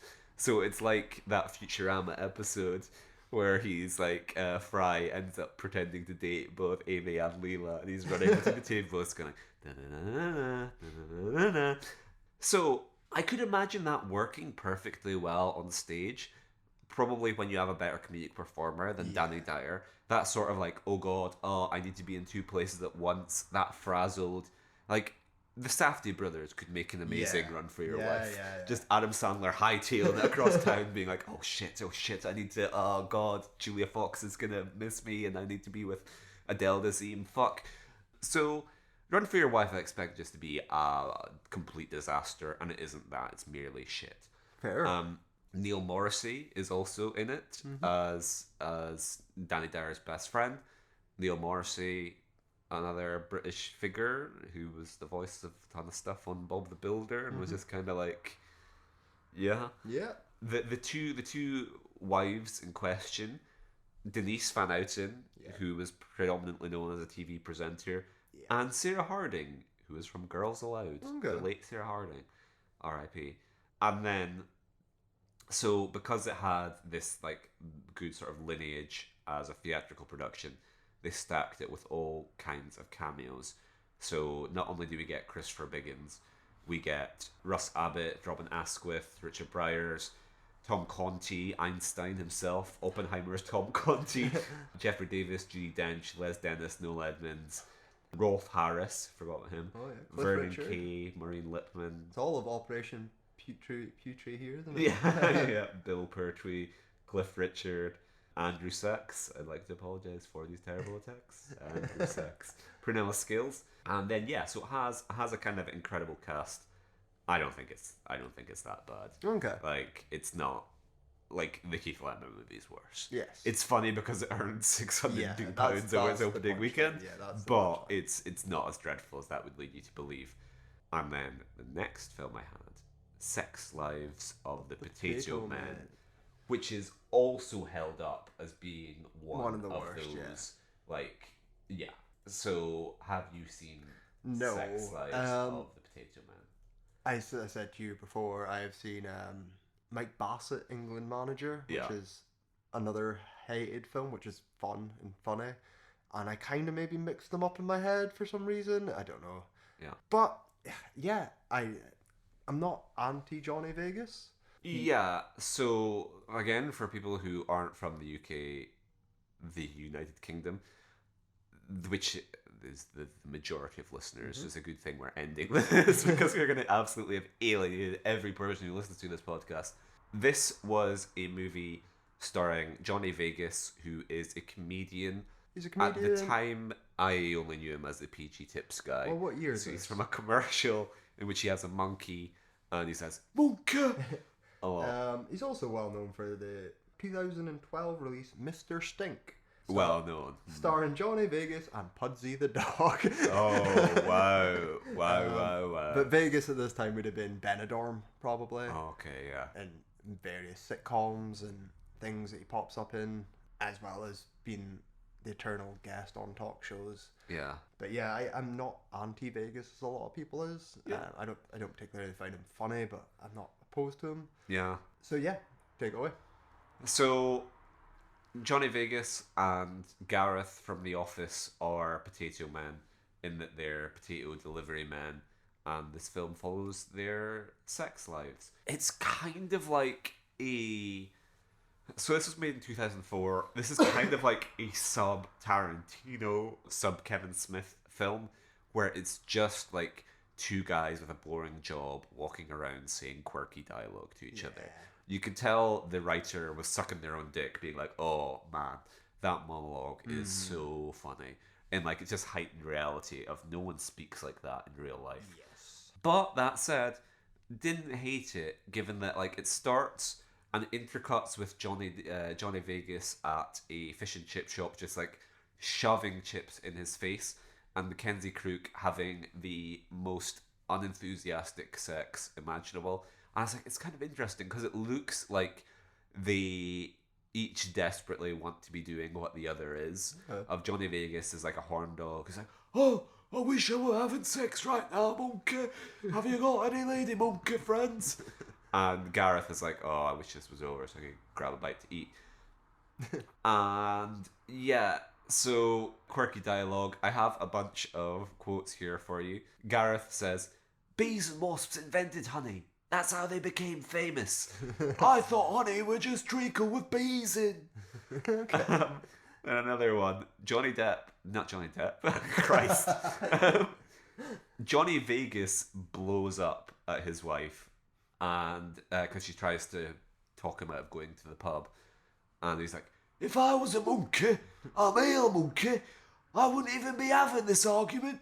I'd be down at pub, getting drunk, shagging loads of female monkeys. That's the natural state of affairs for a male in any species. This situation here is a relatively modern one and goes totally against nature. And then his wife is like, I want a divorce. And he's like, please don't leave me. I don't know what I'd do without you. It has the Always Sunny music, which like, just like, you know, because Always Sunny, he has that kind of classical. I was like, somewhere Rob McElhenney was watching The Sex Lives of a Potato Man. I think, you know, it's not a million miles away. If Johnny Vegas can afford it, I can afford it. Yeah. Johnny Vegas sings "Come On Eileen" at one point. So if you have ever wanted to see that in your life, maybe watch Sex Lives of the Potato Man. And then I have the final monologue for you. Oh yeah, I should also say Mark Gatiss is in this film. What? Mark Gatiss, he plays like one of their friends, Sherlock's brother, Mycroft. My boy, Mycroft. Yeah. So there is like the guys are just kind of sitting around the table at the end, and someone is like, it might even be Mycroft. You know, they spend millions making these normal films with special effects and that. I reckon 99% of people would rather watch hardcore porn than any other type of film. I think you're right. If you were on a desert island and you could only have one film, you're not going to want Return of the fucking Jedi, are you? You want one with a bird in it, with a nice juicy fanny and a big pair of tits. Common sense, innit? I'd like to be able to detach me knob, take it right off. Then I could get both ends sucked at once. I'd like to get a giant panda, kill it, then fuck it. Why'd you want to do that? If you don't kill it, it's going to bite you. So hopefully that illustrates what I mean as the Kevin Smith kind of... So, Sex Lives of the Potato Man, it's not good, but when you're a connoisseur of bad movies such as we are, you kind of cling to whatever you can. Yep. And then my final ones, I don't think these fit neatly into our category. Did you ever see Thunderbirds? The live action one? Yeah. Yeah, I did. I don't remember much. I think I blocked a lot of it out of my fucking brain. Thunderbirds being Jerry Anderson, the puppeteer, one of his creations. Yeah. British institution for the Yeah, maybe international listeners get to us being like, hey, I don't know what the fuck you were speaking about. I couldn't understand. Why is Jericho doing an impression of like a slurring Irish person? And then whatever the fuck that Johnny Vegas thing was. But yeah, if you had Thunderbirds, then let us know. Yeah. Well, I know Thunderbirds is, and I know because it's directed by my boy who I've just spoken about. Of course, yeah. Who's Commander Riker. Yeah, Riker himself comes in to save the day. Thunderbirds is pretty shit though. Like, it doesn't work. Yeah. That way, I didn't hate it as much as the weird CGI reboot thing they did. Yeah. That was a lot more insulting. Because this just feels like an Americanized version. I haven't seen it since I was a kid, but yeah, it's and it's been a long time for me. For the record as well, Stingray and Captain Scarlet were my shit as a kid. I was a different kind of puppet man, and they don't get fucking remakes, do they? Not yet, they don't. No, we could make it. Starring Lenny as Captain Scarlet, Captain Salter, Captain Tartan. That's where it has to be. Oh God. And it can't be played by a Scotsman,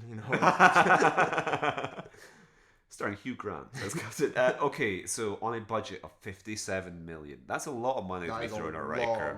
Granted, this is a CGI heavy film, and you have Sir Ben Kingsley in it.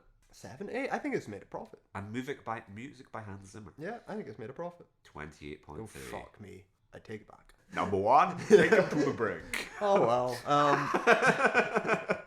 I still like you, Jonathan. You're still a good director.